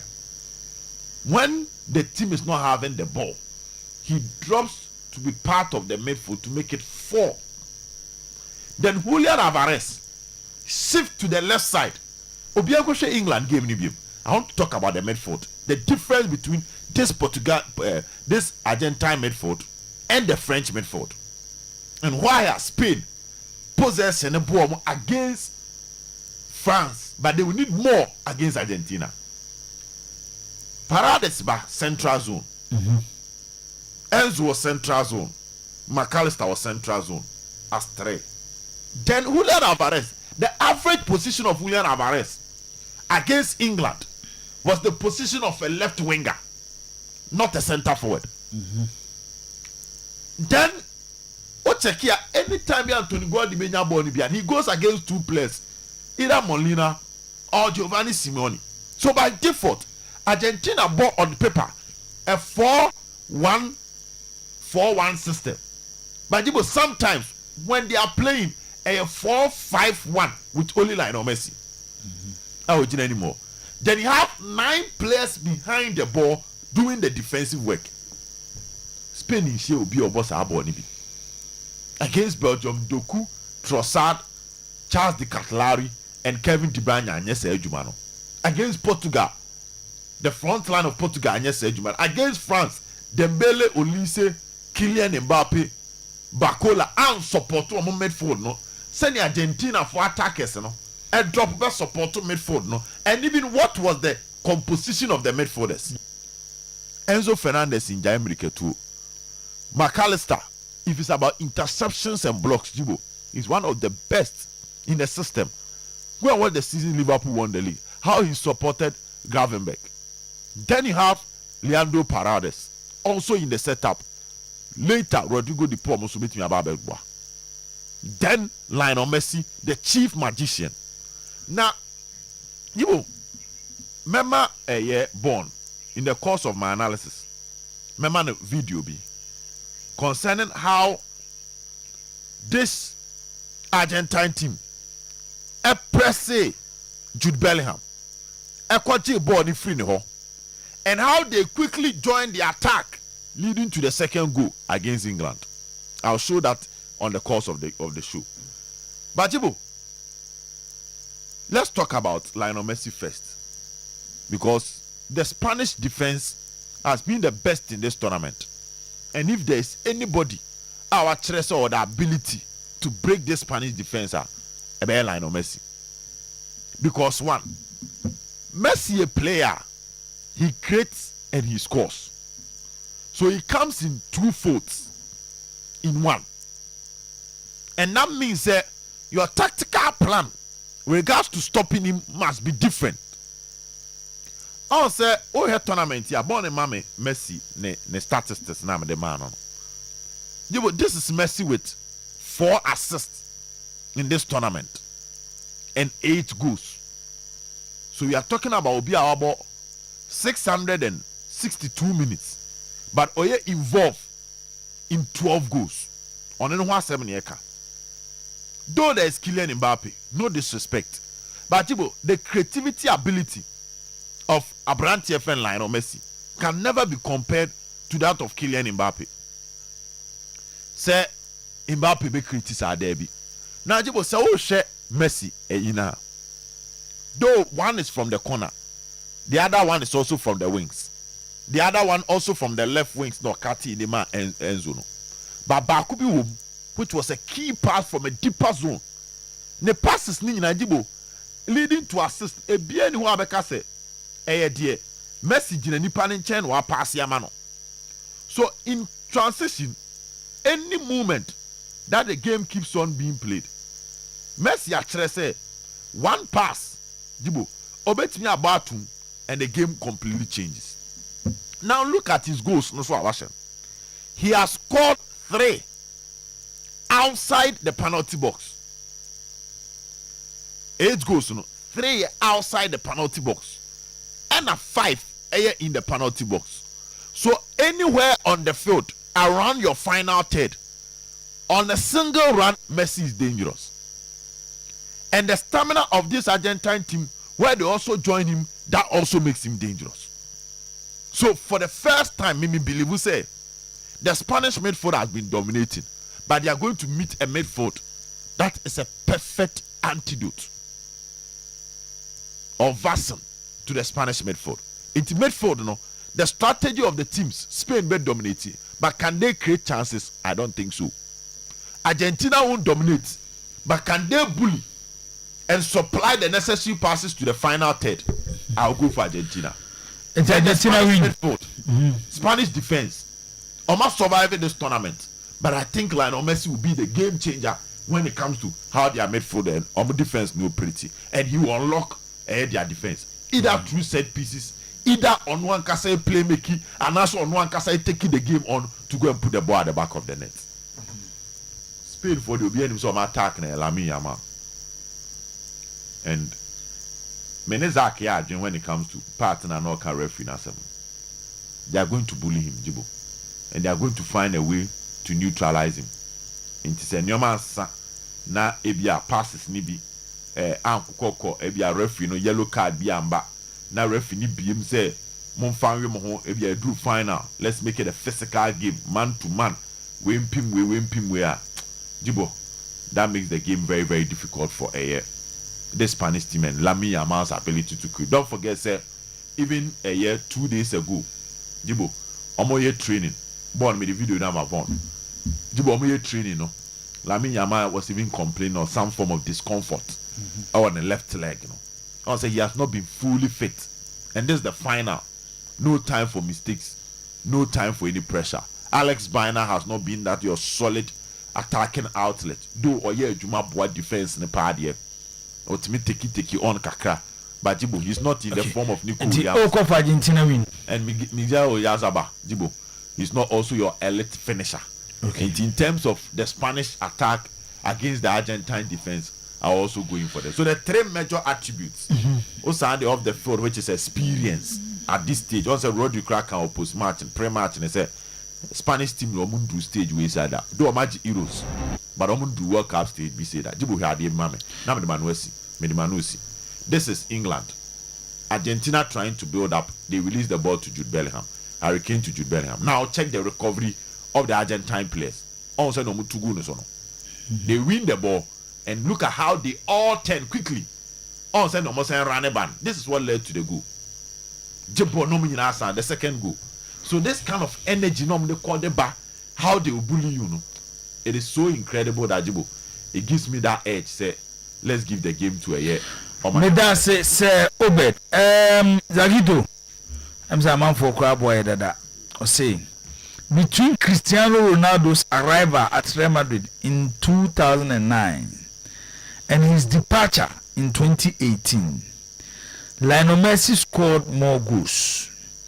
During this 9 years period in La Liga, Messi scored 329 goals in 309 games, whilst Ronaldo scored 311 in 292 appearances. Nti de oho enono.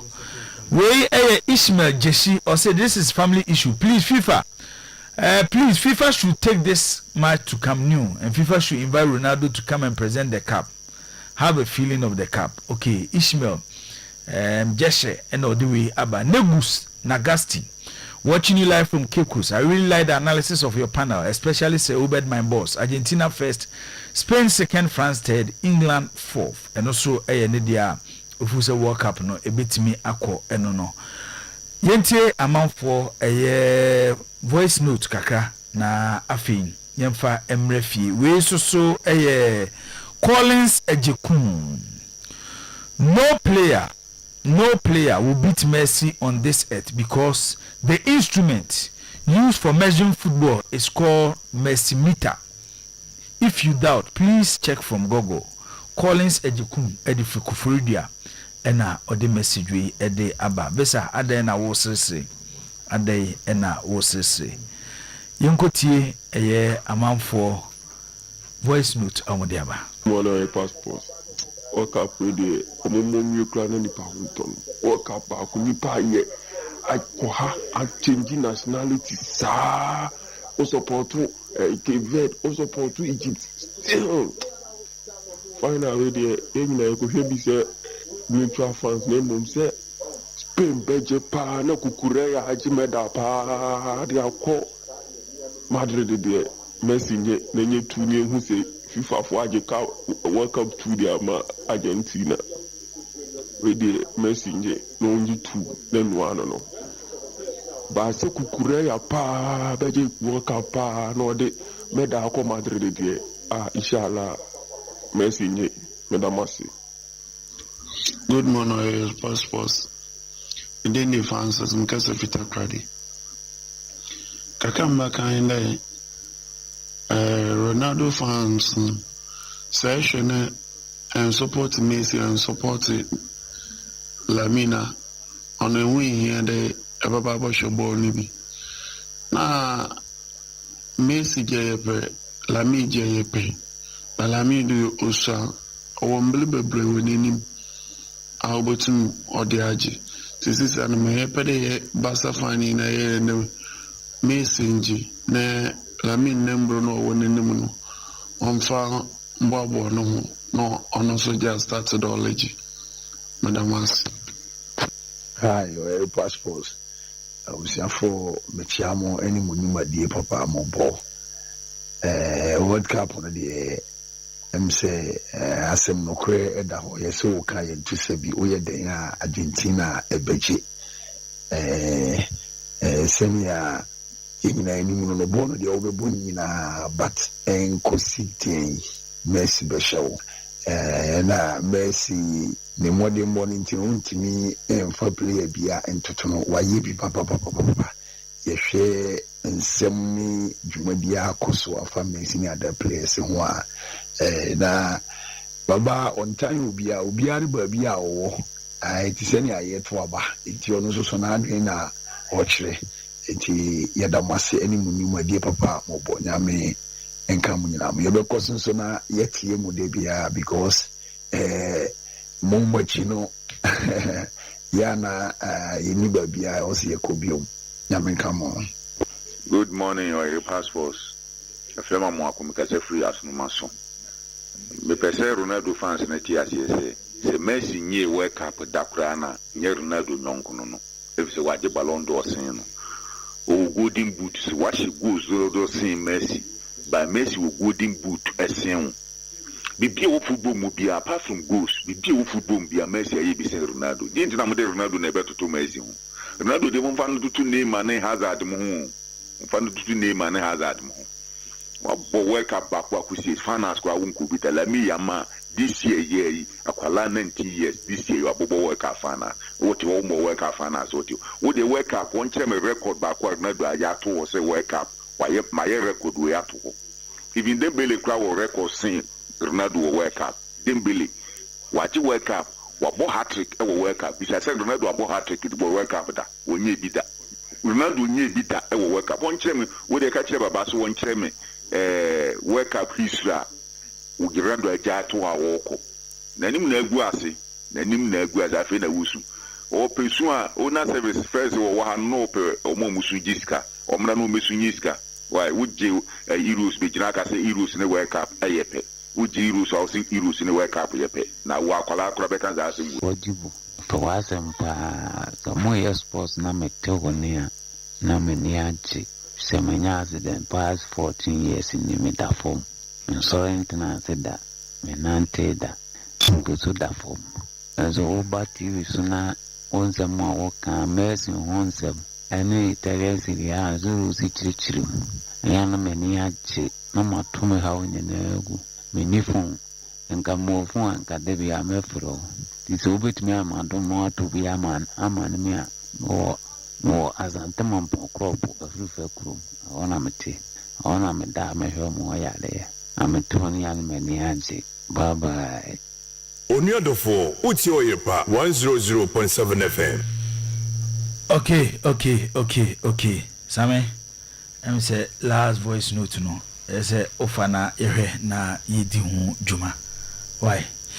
Yaba fie na fie yabedi enkomo ewo fie. Zagito. Yemre fie na fie yemhwe enkomo ewo fie na yeni ne kama ansa na yasore so. Anase amatiefo bre ne yahwefo nom so atimi de onsem ede aba dwumadi ne so. Yedi kan ewo fie Kumasi asante kotoko asoye ni ebedi kan akọ anaye ni kan form ampanyini onza asase no ono ne the first gentleman of the land nti ye ba fie ni ye hye bibia ase a eyo mampanyini his excellency John Dramani Mahama wakasa dia ezi di kan eti ni de coach and the Carlos Cruz ono na nei Black Stars yes ehwe ni musi betimi edit team no amano mfiem yenu na watu aso aye adwuma ede ama the Black Stars of Ghana na sansemi be na wotwe ba kumienu ni emse ba bia befa bia no eno ene nkomo a amanfo edi yemfama no na onto aso anasema yemfa ema no eno ena his excellency John Dramani Mahama ono so de na no ato sansemi mu. We also need to start preparing for the next World Cup. The Black Stars did well. Nobody gave them a chance. People predicted they'll crash out at the group stage, but they managed to get into the round of 32. I'm sure that if we keep this team and we persuade the coach to continue to work with the team, by the time of the next AFCON and the time of the next World Cup, we'll have a team that can claim the championship in any of those two competitions. Nese enye sports minister nkwane wo se ni so ade hunu no mapanyi mahama se ye na ye she coach no e ma no etna na players na omokosi akan wo World Cup no so dodo na no yetimi maintain o ma o gidie wa reshimu se the next Cup of Nation any mpo World Cup ai di anim no Ghana yebetimi agimu baako eno eyo mapanyi mahama na se de coach and the Carlos Cruz the Blasters na no obeto aso anesa o mampanyina beka bi de na se du bia beka bia no enya de a ebe afi yemra sante kotoko Eric Tinkler South African na basisi de okura Portuguese passport ono enenra asante kotoko pa na hontuma enti mobabo na mo de graphics ni bi eno asante kotoko fa so e de announce Eric Tinkler no mode egu screen so de amaye na oma eno manya akwanya enhu bi no matimi ehun ti de da so sesie no owura Eric Tinkler ono na ehemfimfin na afi board chairman ene ne vice owura Joshop and afi Mr. Fori Mr. Kwesi Osefori ene Mr.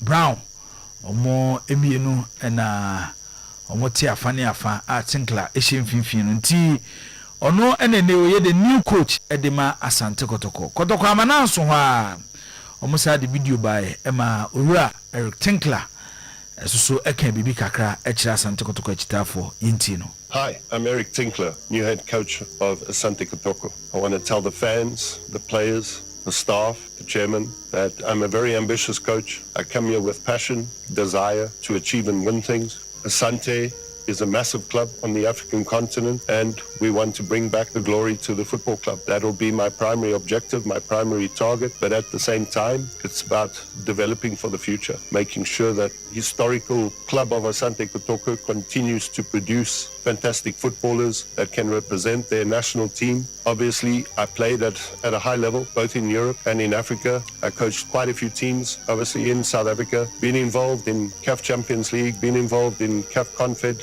tournaments, won quite a few cup competitions in South Africa. So hopefully I can bring that success to Asante Kotoko. That'll be my purpose, that'll be my aim. I will be working very closely with the chairman and Stanley Menzo to ensure that we make this historical club a giant of African football once again. I want to thank you for the opportunity.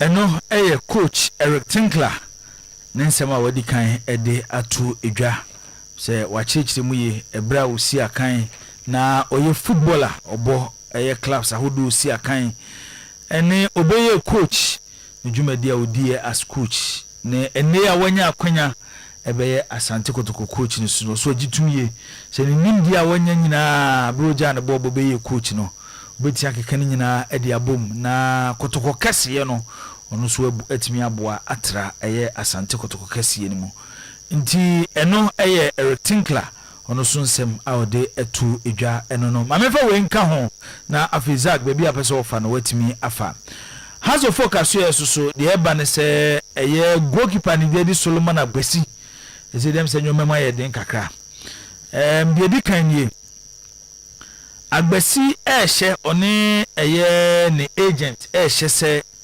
ese has etimi guarantee no se obeye the first choice goalkeeper ewo hazo folk asati etia sisi inshemu akosun has intimi guarantee Agbesi ewom se office eba for Benjamin Asare ba has esu huni se Asare nyanko ye die ona ye has number 1 se wokodi a na akonya da ho de ma Agbesi na sisi yi ye ko hye wo bo se Agbesi ona ye number 1 na ebi ye de ko hye contract mu na Asare yantimi ankwa na ye ne dai nti has ene ya ye kase omuntimi guarantee Solomon Agbesi the all person obey first choice goalkeeper e dey ma has folk no muntimi en guarantee en fama no nya no kwa sikasem so no akoya twema mentwe kakra sika agbasi ene ne agent ede ato has enim no ense e wo soro kakra nti ama has entimi antiase eye omo offer omo de beto eye has fofo enim enkomo guso a ekoso ehon nsem so no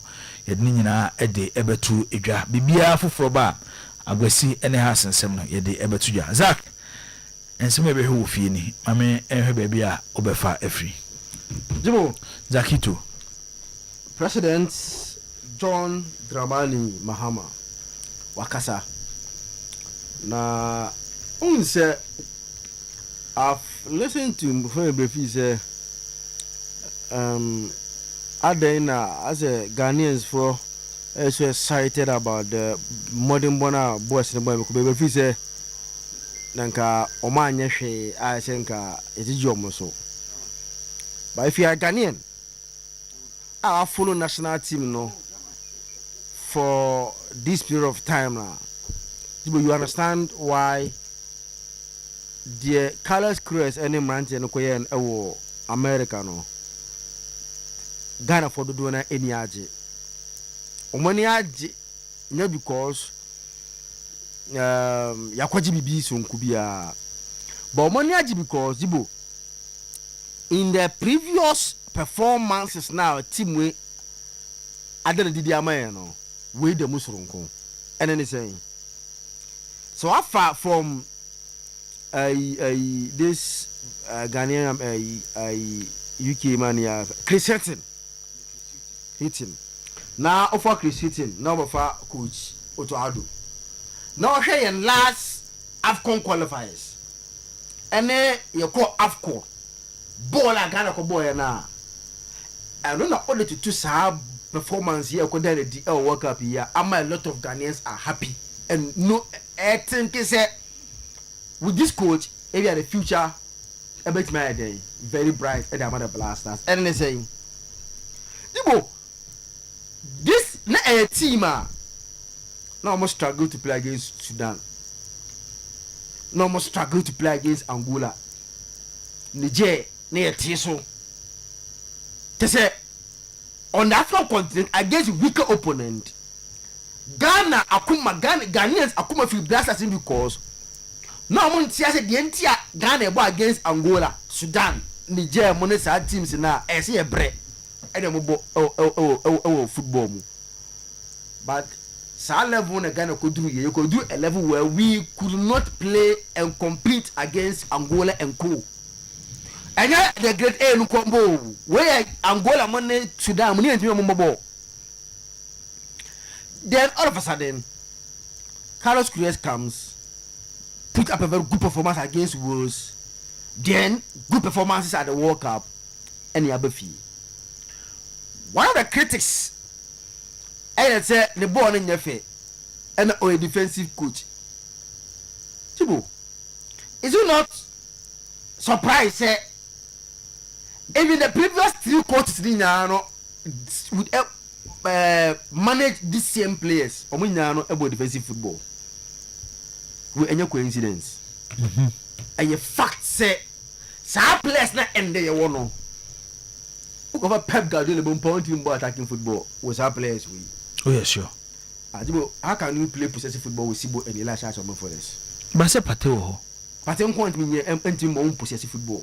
You ain't chill. You boy in possessive side. Your boss to boss. Gentil is not very good at holding, controlling games. On yes, I play Libya. Drive. But say, who control game? You ain't mouse at any be. And yes, sheer coincidence, sir, coach is now on board defensive football because you're more for now we are struggling to get controllers. Najibo me kasem was him say last 2 weeks na nkofo antiase coach no enya se kofo na selection man but he accepted so on him team no and time na it of adwuma no ultimately yet encourage players and scan omo enya sa nyonyo e fa new players in the team in sa dia the recent collapse na blasters for year no the other team now to manage that team and get the best out of them. And that you a lot of outsiders in the team because coaching decided to uncle scouting the abio because time you want to go and do scouting and the move voice be last week Saturday say odosafo ono say so no any team okay Southwest and boy no because our team we no he accepted say only time to go and do scouting and the recent callers now coach now okoye no but remember for our team now to manage and get the best out of our team. It is our team where and your team medical control games. Press we. Maybe say na Kudus air fit. Now at least he's Owu Suleiman a year. Double or Kaglare at least or he's a better to holding in terms of October than the Chianco. Say October. Now you 1 or 2 addition here a bit nyabwa. Okay. The message is very clear, and I like the fact say President and now too. Listen, Carlos Queiroz, me share no, 2010 World Cup with Portugal. No, on defend it. Spain, the eventual winners. Okay, any you film. And yet, team now or defend it. Eti, you share Real Madrid. He or decided not can football. Wants to say we are there. Or too close to up games. Okay. But only defensive man they coach. Also to see a man in No, I accept and I agree with one person say, yeah man antenna. Now your man say now there what time to prepare the team. What time to go and do scouting. What time to monitor organizing players. Now we take the prepare team no. Now get the best out of those players no. Near from tournament. You know, I agree. Next one. Now you share the be free more about. Asanto Kotoko. And confirmed Eric Tinkler as a new coach. Question I've been busy. I'm just saying, and I'm in the Alezu in Yaji, who Alezu also on team Adibako Sport player Kotoko, no supposed to be nothing apart from Kotoko. Sir. And he said Kotoko on Tokotoko news I didn't injure. The person I'm in the Yata Alezu because he is a true Kotoko, no one fashion apart from Kotoko. Omo di Danibia. On the Kotoko, never no for Midi Kotoko, no more the other. The Ekara Monina and Fano. Your parents are better to consem.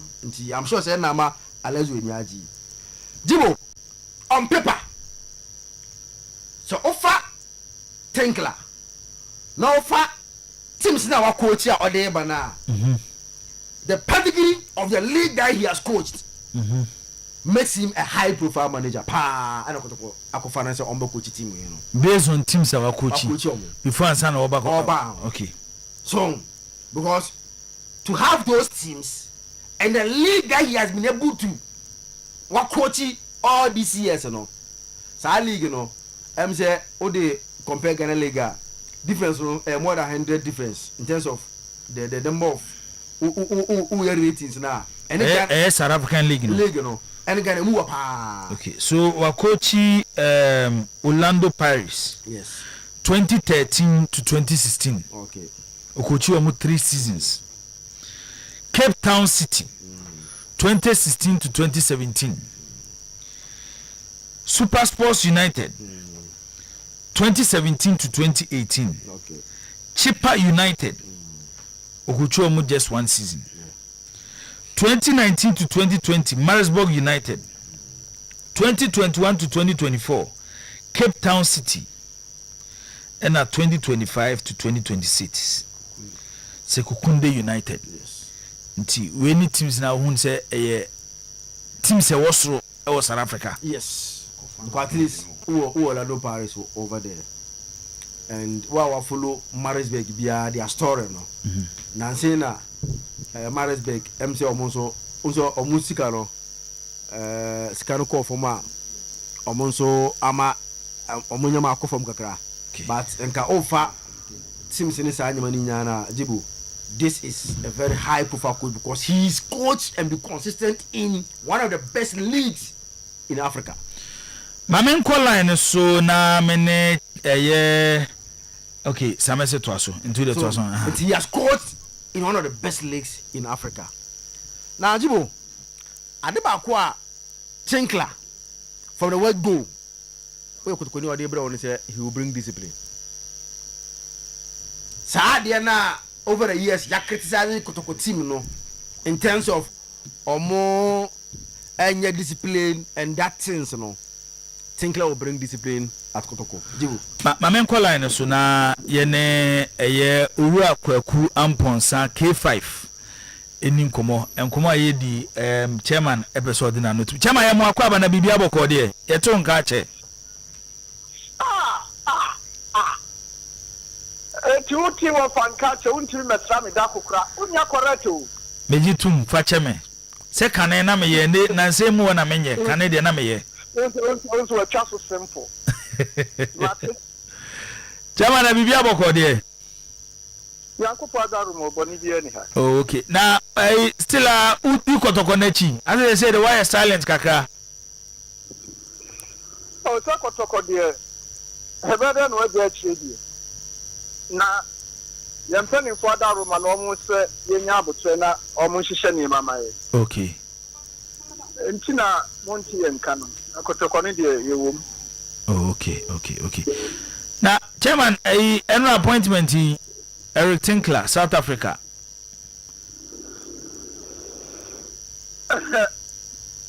so kama me fa kwa wesu nchia obia na emom no asembi a me chi ye na me pesa me fa kwa wesu ene me supporters bi kasa ma ti se kotoko supporters bi se coach na ya fa no of South Africa na South Africa for appentam Ghana for enti no sanke for me strom me nyamedi strom pa me enfan ko fa hokra na sebin prebiasa so bi e ha si kra na ye kotoko ibe bi koduru ya yesu betimi aboa ya ma tim na ye ya o se makwan na aboa ye enti so bi a ono ye Portuguese ni eno a ni nkofo free South Africa ne ma me papa no na aye so ono so South Africa ho me first support ya sadia no madaro ma me frem pa mu mi nya ika enra me te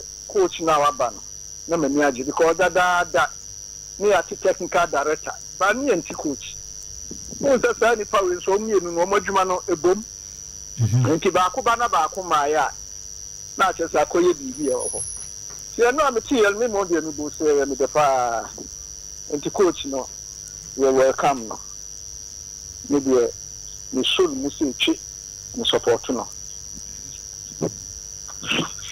okay nti odi wa ho odi nyina se de obi aba odi ta na chi no beta coach echi beta na chi papa beta na chi okay me ya sure say oti ekira woni mpanyifo didi nkomo no nyoma bi enyoma so koso aside coach na appointment no so far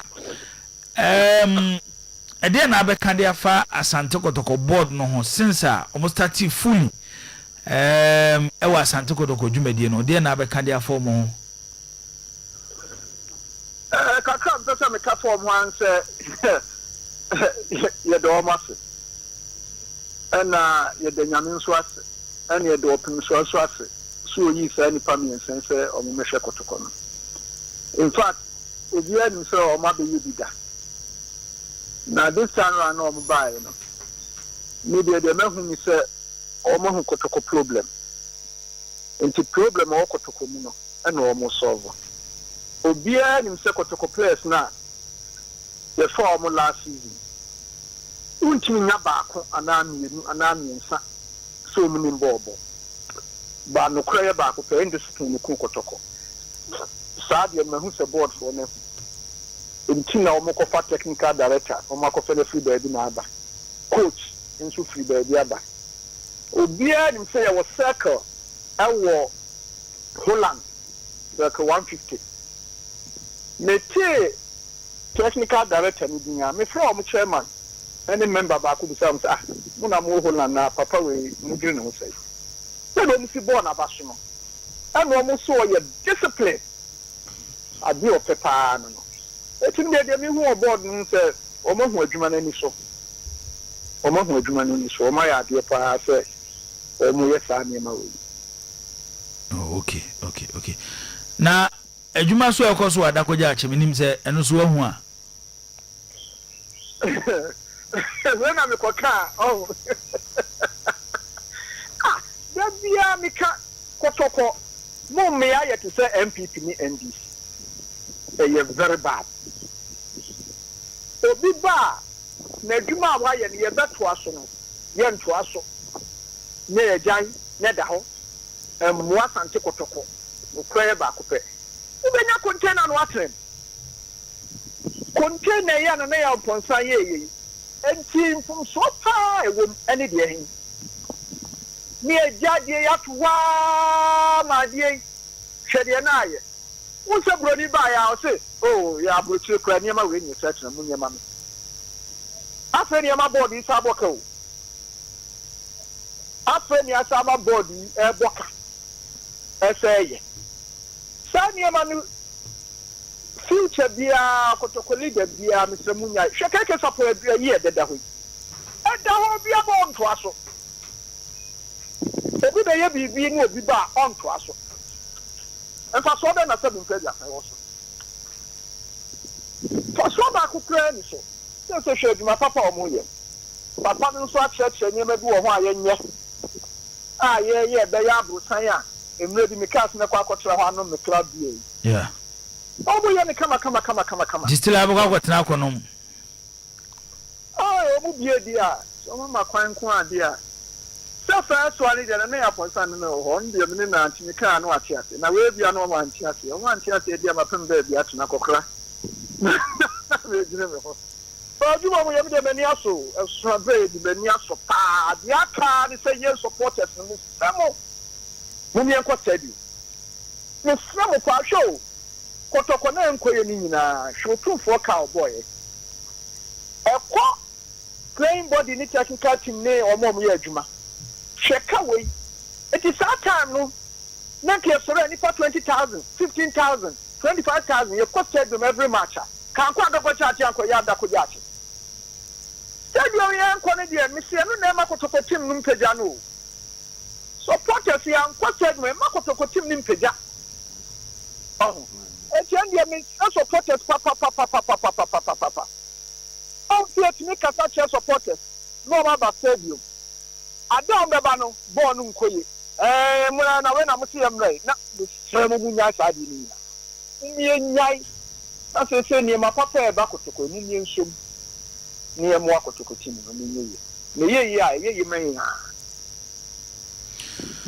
chairman Kwakwan Bonsa K5 anɔpɛ bɛda ase mesom da ase paa na ama mehu wakyɛ mɛba mfiri na nkɔpem nyame yɛ adom adwoada deɛ wobɛhu m'anim mate okay chairman Kwakwan Bonsa K5 former national circles chairman edema Asante Kotoko na yene no edi nkomo no Zach na wo Eric Tinkler so ha yes it's a good appointment na one thing I'm like mo raise issues wo ho na South Africa some near you know the K5 can want some mo nya no am say K5 one now betanya investigation no go supporters.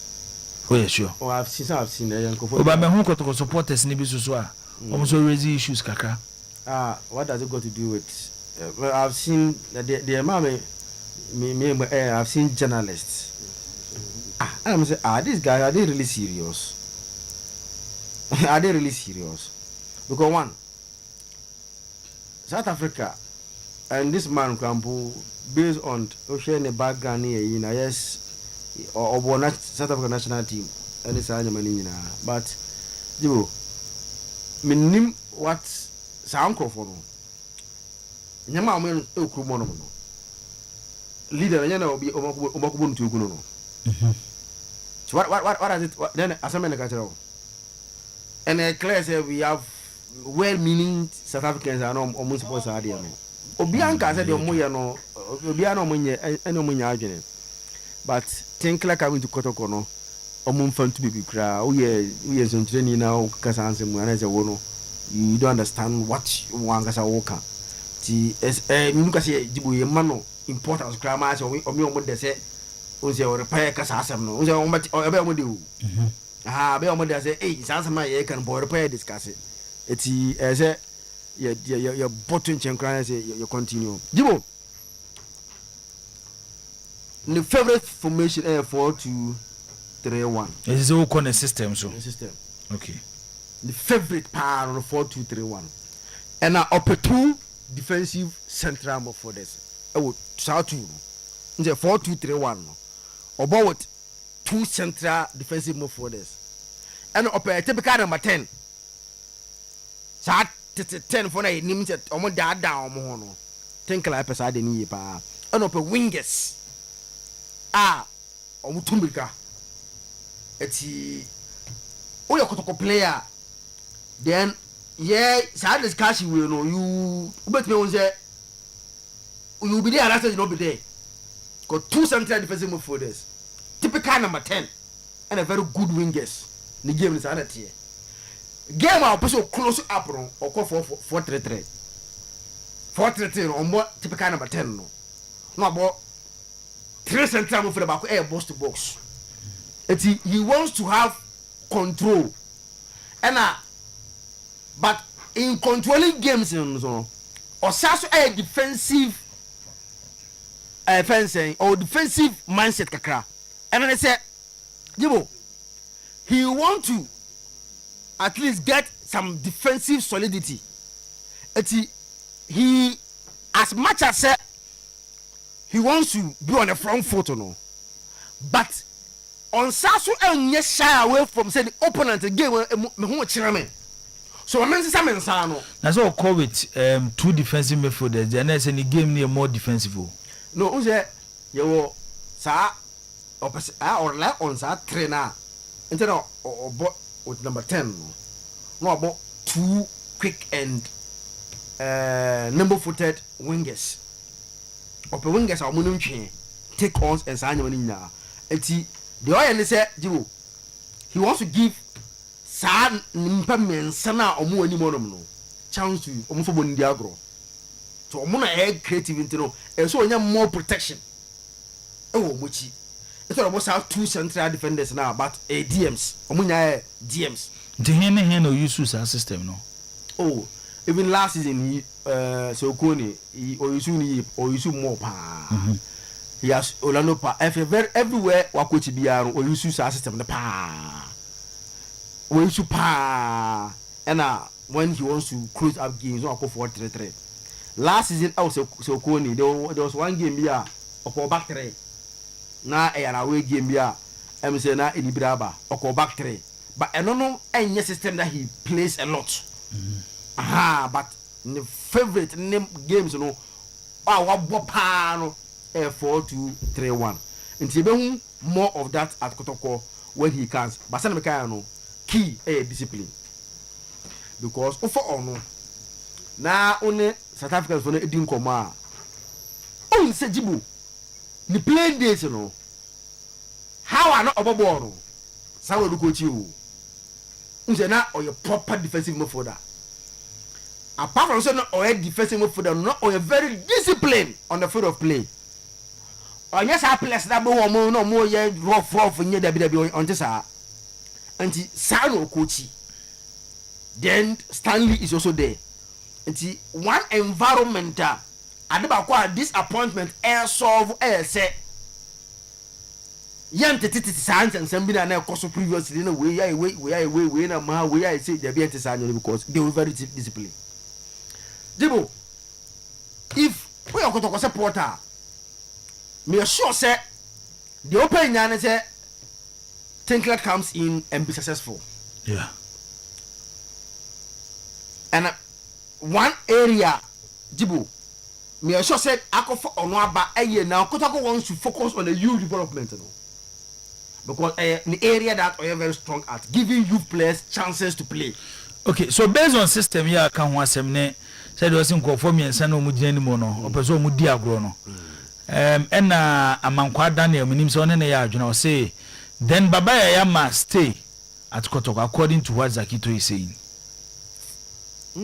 onko follow sa typical number 10 onko bet like Obama ke honom no but minim how Kotoko negotiations because the contract ends it's here Kotoko typical number 10 say obi and obi mu say entwo no contract end there yeah entwo contract end there until also that typical number 10 bi na obetimi aye no yeah baba ya would have been bad but minim say some of the players that are going no omu go beyond performance nti na say the other message man so tia se je bless ni bi o wa nya omu bo ya bo ntina e bi asuban bi o madanadi nti na ama omu ko sometimes maybe one of your favorite player bi e mama na ko enye ne monumentia but e bia off the field why bi nyema bi bia and the last 2 years so I'm saying injuries haven't helped him akotoko so said I'm bomb games be because of injuries players by and the work to see ya based on the work efa everything clown ofu so mo fit into the system now ka ho asem no now kotoko wingers no last year there were a lot of question marks on the wingers. I'm say the na obo no mo ne kan bono so okko Peter contract nso aye ndia so okko Peter den Amidu Matisse simple focus on kasa. Oh okay and le mama fa like the corner nti say o de yemfa question mark ento na yenja fa nto because last year jibo one area kotoko struggle here pa they were not creating anything from the wings on them no especially game Peter enhuso na enweke the offer of akwaba ye mo bona emfa baba ya had a lot of issues with injuries on and off also sa eti second round sometimes dogo mo bono emfa na chamondogo emfa eti omunya a lot of problems with the wing tournament no and inus also once in a while no more some good performance be on also no untin in kabio eti jibo Tinkler system no one area jibo if you say kotoko transfer window no omo ni come pa to get good wingers for Tinkler because omo ni BCC menim whether kotoko youth system no omo tme bi on na but in the transfer window one area so mo hwepa so mo solve the man no wingers on no then number 10 there say if entry no or fit na or sound bibia okay at least unya ba ko be kan ho a ebeboa and last season kotoko youth no there was one guy I know bomb second half at least obekire say given the chance obet me abo United there was another guy there eti onom no de ebi obet me find solution to that eti ka hwa echi onon so no em say they have to look for a very good passer of the ball because center backs no em say the omaka no one area omo now so here not too comfortable on the playing the ball. Tinkler also want you to very comfortable to pass the ball, especially the two center backs no they will have problem with wingers on them or they also to coco market on them no solve our problem no then the center backs and again Jibo or put emphasis more on the number 9 because no we many agro no ye diagro ndi amokwa gwere to create chances for you last season but was like say they are not clinical finishers ti minim se nkola no so ye benya bia am solve problem na no I think say odwuma ye and I'm sure say the first 2 weeks with training there or the be try and error so to see omunya strength and weakness and the be but you find a way to solve it. It's going to say a good appointment. No, very good appointment. Very, very good appointment. I think say the Kotoko environment, you know, to be a set appointment. At least they will come in and put a fear in players, you know. And on Kumano, Jibu Kotoko players, you know, just on idea, but they are very relaxed and it will be and it might be and some fantasy footballer. And now I'm the best out of most of them. Until these two guys, Stanley, Eric, these two alone, they put some fear. Our players, it creates a very competitive environment. Now, a lot of things as a Krobia. Okay. Until for now, there, so far, young board Nabaso, they are doing a lot of things and yet instant results say an enemy a bad they work on it. But now the first thing is creating enabling environment, a very good environment at Kotoko, on and off the field. Now why structures in very year? The structures will yield a results in the next 2-3 years. And then they say you are not going for results. Because Kotoko are already a resource-oriented players in the team rather than. It's a farmer at once. But I like the fact that they will keep the structure. Yeah, pressure from outside. And my season is starting. Yeah, I'm not going to ask some structure and say, yeah, go away from the reason why we are buying to because of pressure. You know, yes, it's not there. It is good, sir. All this appointment is going on. And I know, sir, Andra, the last time I check here, you will almost say 3 players, 4 players, per now. No, me and your medical. Okay.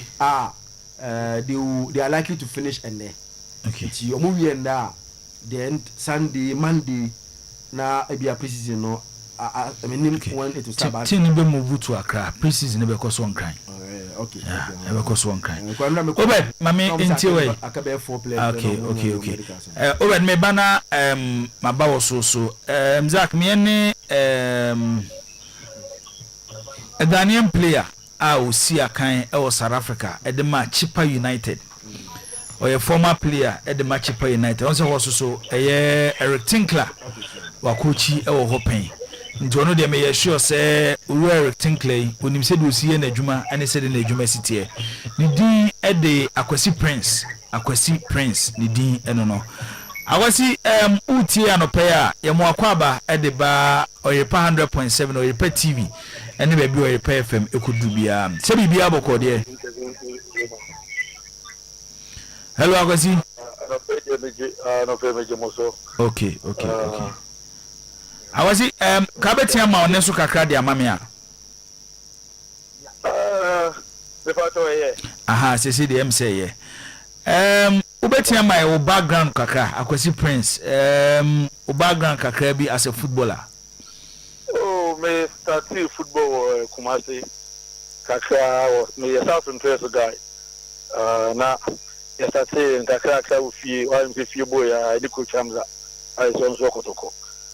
And a chedimico Pio, a boise, never pay Mubuko was great Kakra on the Kopio boise, Kobo, Kus or boise. Yeah, they not get poker and a ball one Kus.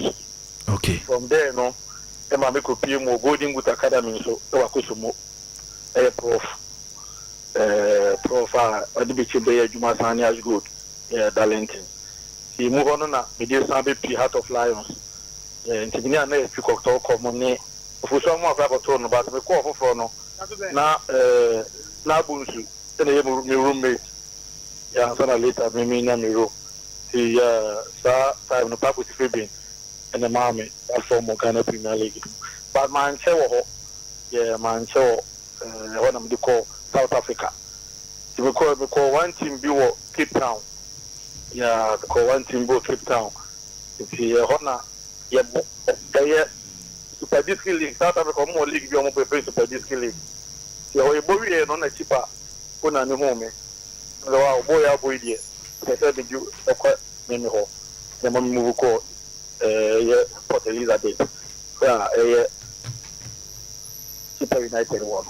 The Chippa so a coach Tinkler or a DB every Friday be our last game be no most second team main team the match. Now more the opponents in the steady or mobile.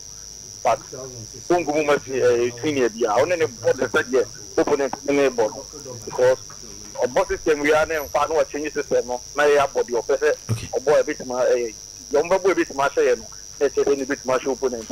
Next meet you we are Poku Chippa United no now we coach ne Eric Tinkler. But that me move to Padiski almost a kind team no. Okay. But with the same card yeah it said the old premier yeah. Okay.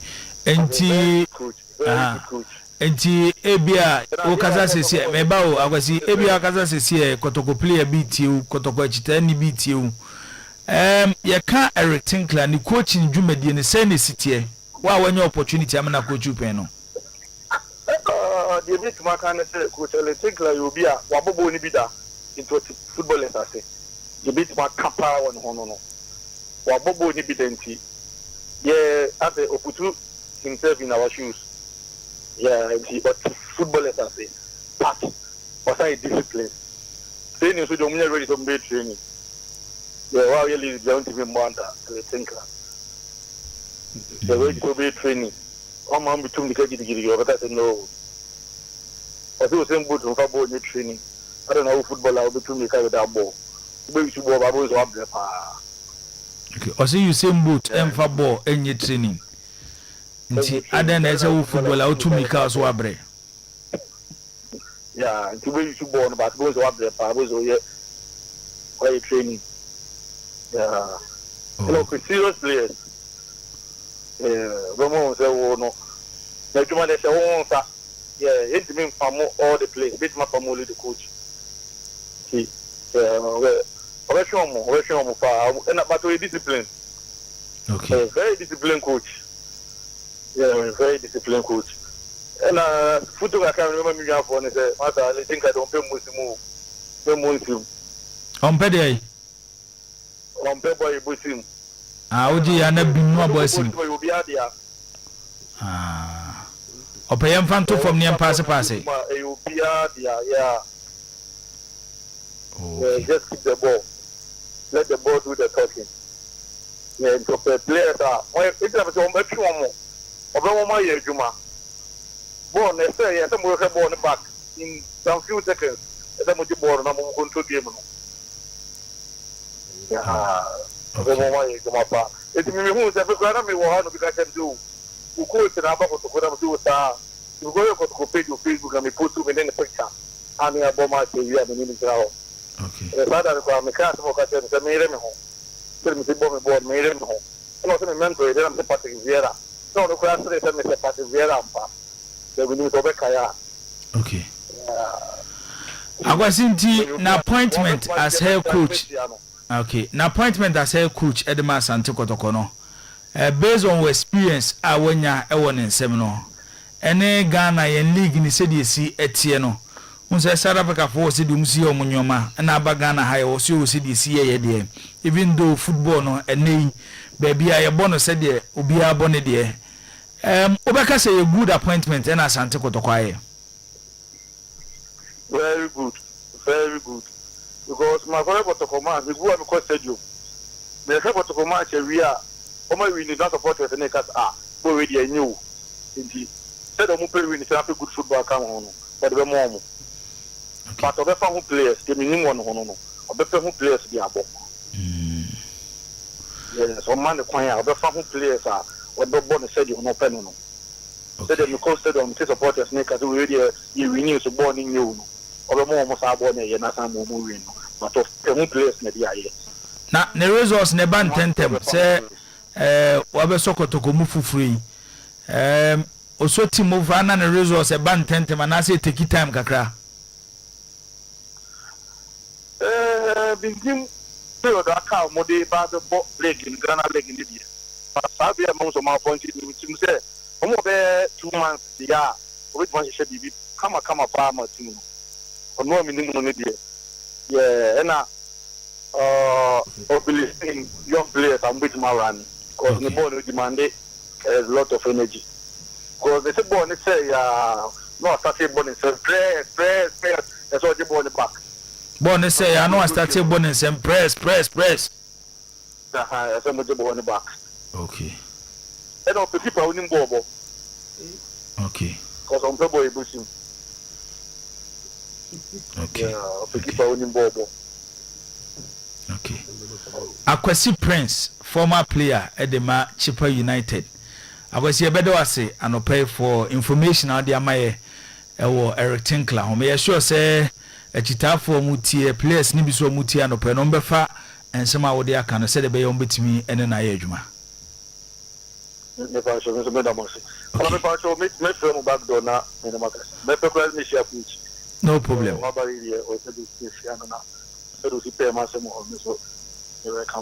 Okay, all right. Yeah, that's it.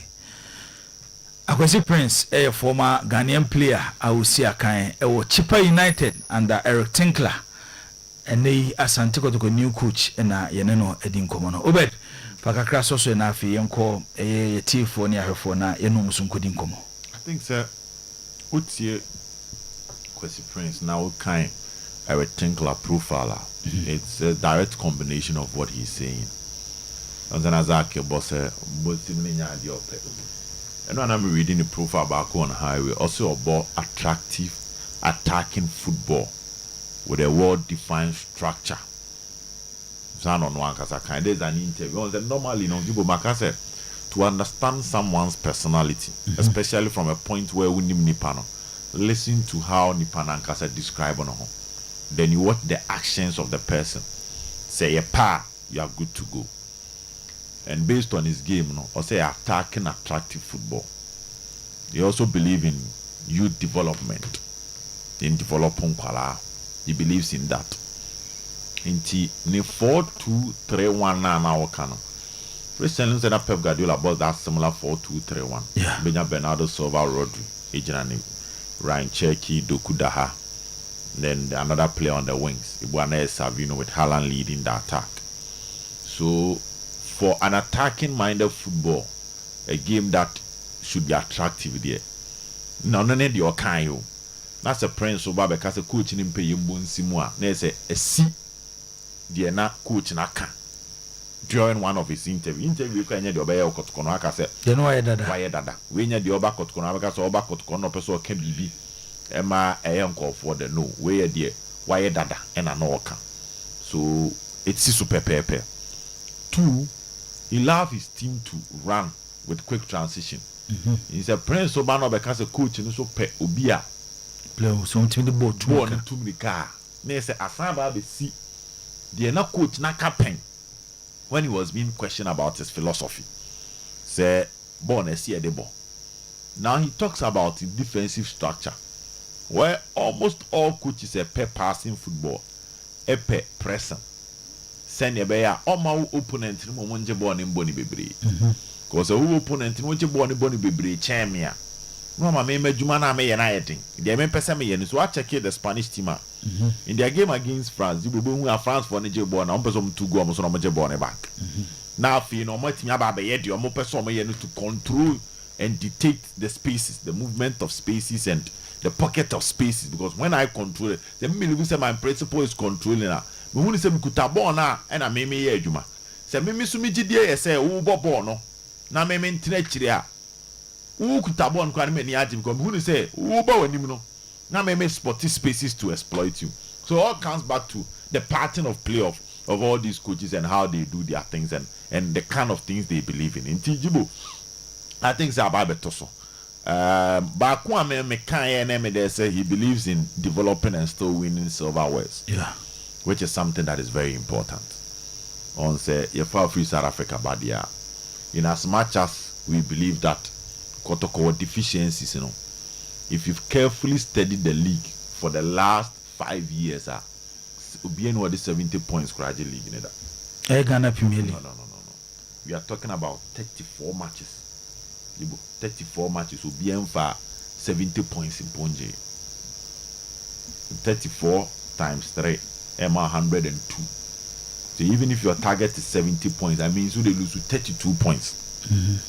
And this is not league league na air bono and I'm a coach kasa. And I said it on one podcast to say 10 of the teams in Ghana are selling clubs by default. When you're a best 6B and I'm believe in maintaining Pomidiama, you will take Chromaton Salim. Omaton Fuzi Taylor. I made for the mom Kutomaton, Mano Mante contractor, Derek Ford your contractor. You go to Gold Stars and the same thing will be happening. Hard to folk a jadi drama and crime. And two things say, when your league will be established. Don't see what me rally him. No, be form a fact. The team now established. And Jafena Obe chasing. That's my point. And I can explain this to anybody. Based on factors, who told me league when Jose Mourinho ran the Spanish La Liga, Barcelona had settled. You were necessary Ura EPO no Arsenal pick City a pick even Guardiola Jaumo at the stage they won domestic double. Yeah. In so your coach now be fighting Fufrobia. You are now going to chase established teams. Oh, as wako Bundesliga. Bayern Munich a pick Into the pressure to Sausage Liga will be unfair to you. Baba Ghana League nima MPK ni bohana apeke. The last 4 years, Midiama na etimi agi 2. But Midiama team here G2. We saw the deficiencies. The last 10 matches, they will say Tikruma. Look at how Midiama is struck. At the point, they even wanted to let go Coach FN Ibrahim Tanko. Okay. Enti Tanko team here. Though was stay with Midiama team here. Go Stars. Omejomu coach kwine. They are having issues with their coach. Some of the players will leave. Had to folk coach call. Dreams FC can't compete. Brekum Chelsea. When coach assistant ko Ediana coach assistant. It was offer teams ni nyana now spread you obi egu a. Dibo. Obie ni ho abeka say. Probably you can talk about contenders in Midiama, Ediana has as usual. But they are not there. Ever think about league. Now the last 3 seasons, Ebia Midiama 72 points, 75 points, 76 points. Maybe I got number 32 and number 40 something. I can say, hey, where the move? Yeah, man, you feel me, answer. But this league is open, and if you position yourself on the field, you're more Stanley Menzo, a mature manager like this, helping you with technical affairs. When you one can say if you South Africa, me can say South Africa, on you go leagues nearby, or my say JSS 3 and class 6. In the Woody 4 for JSS 3 near the South Africa no JSS 3 near class 6. Near class 6. There's a difference near me and son. Super. Miamians and in no in the you free JSS 3 at over class 6. Now the fee for JSS 3 and so be the first or class 6 for us. 0322494401 ubetimi afre dwumade no eba na wiea anesa nti ubetimi afre na so odi wadwenkyere e wonkomo ayedi ene e wodwumade so atimi ede aba 0322494401 0322494771 ubed insi yeah, na yamfa amanfo so course but who's a preseason or so be more player be abi sir that's what I'm getting. That's almost all the players every ho there send on the observe mona they will take decisions on that. All right udin baby akasa free na do asema to aso adongo frempo yanko without me journalist adwuma na moye ne anopa yi no me mete ho na me journalist ya seven previous of PNCC mu ansa na wakana semu a na mani age papa ajibu na me hira wo ne wapamfo nyina because coach ya wo be obi nkopɛ na kira kwan kɔhwɛ de wa otimi ye anade wa ye no ati wona o ka seven previous de ne de islam kam samu de wotimi ko akɔ free player wa coach ne pen ama wono nso so aka de coach ni betumi aye sei ene ye journalist adwuma enti da bia no metemo so a na ma sorry wo ya de papa na jibo ya na nkrofo se Ronaldo ni ewu antimi anye World Cup ni ade ade nti no na ni ewu no na me menti ase o football no ye bo no anye World Cup nko na wo di asabe mpedi asa wa ye bibie Ronaldo ade a wa ba ni football mu no minti ni se ultimi nkansa se na ni ewu anye World Cup nti na ni ewu football ye da se ye fa de odi ho kakaka mudi ba bi akasa Fernando asema to aso the best striker Filasco the best striker Filasco yankwe yes saka ikan chia ndajungu ya sia ukata na saka jibika se ile jabu it's coach ya de se go be mo dia yin shi ba ya black the first story you know Boba no be na say saka that's what that's it Filasco udin baby akasa Fernando was my first na ba to my church you the call that I'm better player so that ebony kwame bi roster hey na wo she wi ase boss ma to so na da na menton ka baby a oh that tell me no opa oh ya ma menton ka ni ba to boss yankwe but you hear this what pa me jene so pa that's it ya me kan yanze me bomba eventa France no England no England be match amana me nyaare akonkan Manzali Batuna ni Messi Lami Yamadu Batuna for one in match. Matthew, there's a combo on the Camp Nou. Oh, when you grow up, Papa, Nanzia, if you for the money, Santino, one person, maybe Jaga, I at the Antiano, one I will be pure, long the piano. In the next year, and Alami Yamadu. Okay, that's it. Yantoso. Udi baby akasa Fernando Asamatoso. Hello, your friend Poku listen emotional intelligence from Lataviokos. Yanko. Yeah. Your friend is saying, coach any a friend saying, how do you call it football manager? A friend saying football director Menzu. Two appointments I've got to quiet. Can't confirm you know salary is almost $50,000 a month. Ona Oka. TT. I make a very good. Maybe I'm in South Sudan. The other side of it is say, Kotoko now should have players whose salaries should range between $1,000, $2,000, $5,000 and the rest. Because at the end, in your school, they are compact teacher. Only my dear mentioned Qualabia, they go Kotoko. And at the end of the day, no, we need quality players to be able to raise the first coach standard to a certain level. There are certain players, and the team is bereft of quality. We should say it as it is. There are some players who are not Kotoko material. Currently, no, the friend said, strikers, I mean, born names, but the other day, no, you're not coaching the final on quality players, no infusing in Kotoko, and Kotoko will play well. And when they play well, the supporters to the stadium, they're easy. Okay. With quality, you can't say Kotoko player, you give $5,000 a month, you look up and they'll go and look at that player, I can't $5,000 a month.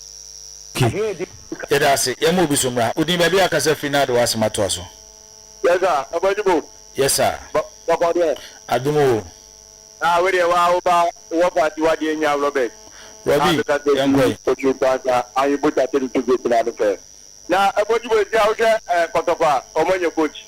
Now, the Pacific is what I know. Then I have to put your body in me. How to put me up a coach after you to coach this Gadamalana. And I think it's going to be. I'm waiting for coach. You got me up a coach. Yes, then I need to buff it. And the legal, you have started. A designer, you are moving for coaching. Only to coach. You know, coach, you must start the preseason. You know, they have to coach, but you have a coach, you better want to have that. Okay, I suppose that to get a woman too much. I'm going to tell you. Okay, yes, yeah, that's him for the chat. Mudin baby akasa Fernando Asamatoso. Hello. Okay, say na okasa wa chiri. Ya fa di utwato. Udi me bi akasa Fernando Asamatoso. Good morning, but I know kunyampa. Ino kampa me, ino kuma ne suma me na yewie. Sai ku ngomba so sai kanale ni sango be start je mo. Then but Ghana Premier League. I say be start in September. And nothing that makes you take and say a flashing as soon as you interview today about 6 of it. Ever from when I may discuss about Ghana. So, mother, Obiba the Petokoichi, Akum, how many years in? I got 2 years or so, 1 year, every 1 year. So now, Yanti say, I expect me to say, Mesanko Stadium, number of support, Bravo, I'm listening to you and I say, who I and normally, my Indian Kotoko has made good Ghana legend because a whole Kotoko, a supporter, I am a supporter. You couldn't, you want to kind. Now, to me, on my own trade assets, and my follow. Now, club is idea, fire power, now Europe, fire, and I did idea to be Europe. Now, Kotoko, I cannot not now, not like I started a union. And I'm on that, the Munda said, the Namanda said, the Munda. Okay, you know, yeah, that's yeah, Brennason, Yentimin to Asubim. Aha, any day, the weekend edition of today's Sports AC. Yadamunina say, I shall say free Juada, Ebnada, Ukwada, Yawada, if you had a name meda, and I day and some ewa goodim a day Abramo. Kai say, the live commentary third place game. France and England, Ebebon, ye Ebebrom, Yamia Mochna, Yediani H, a year chronom. Na afi the final game ebekoso between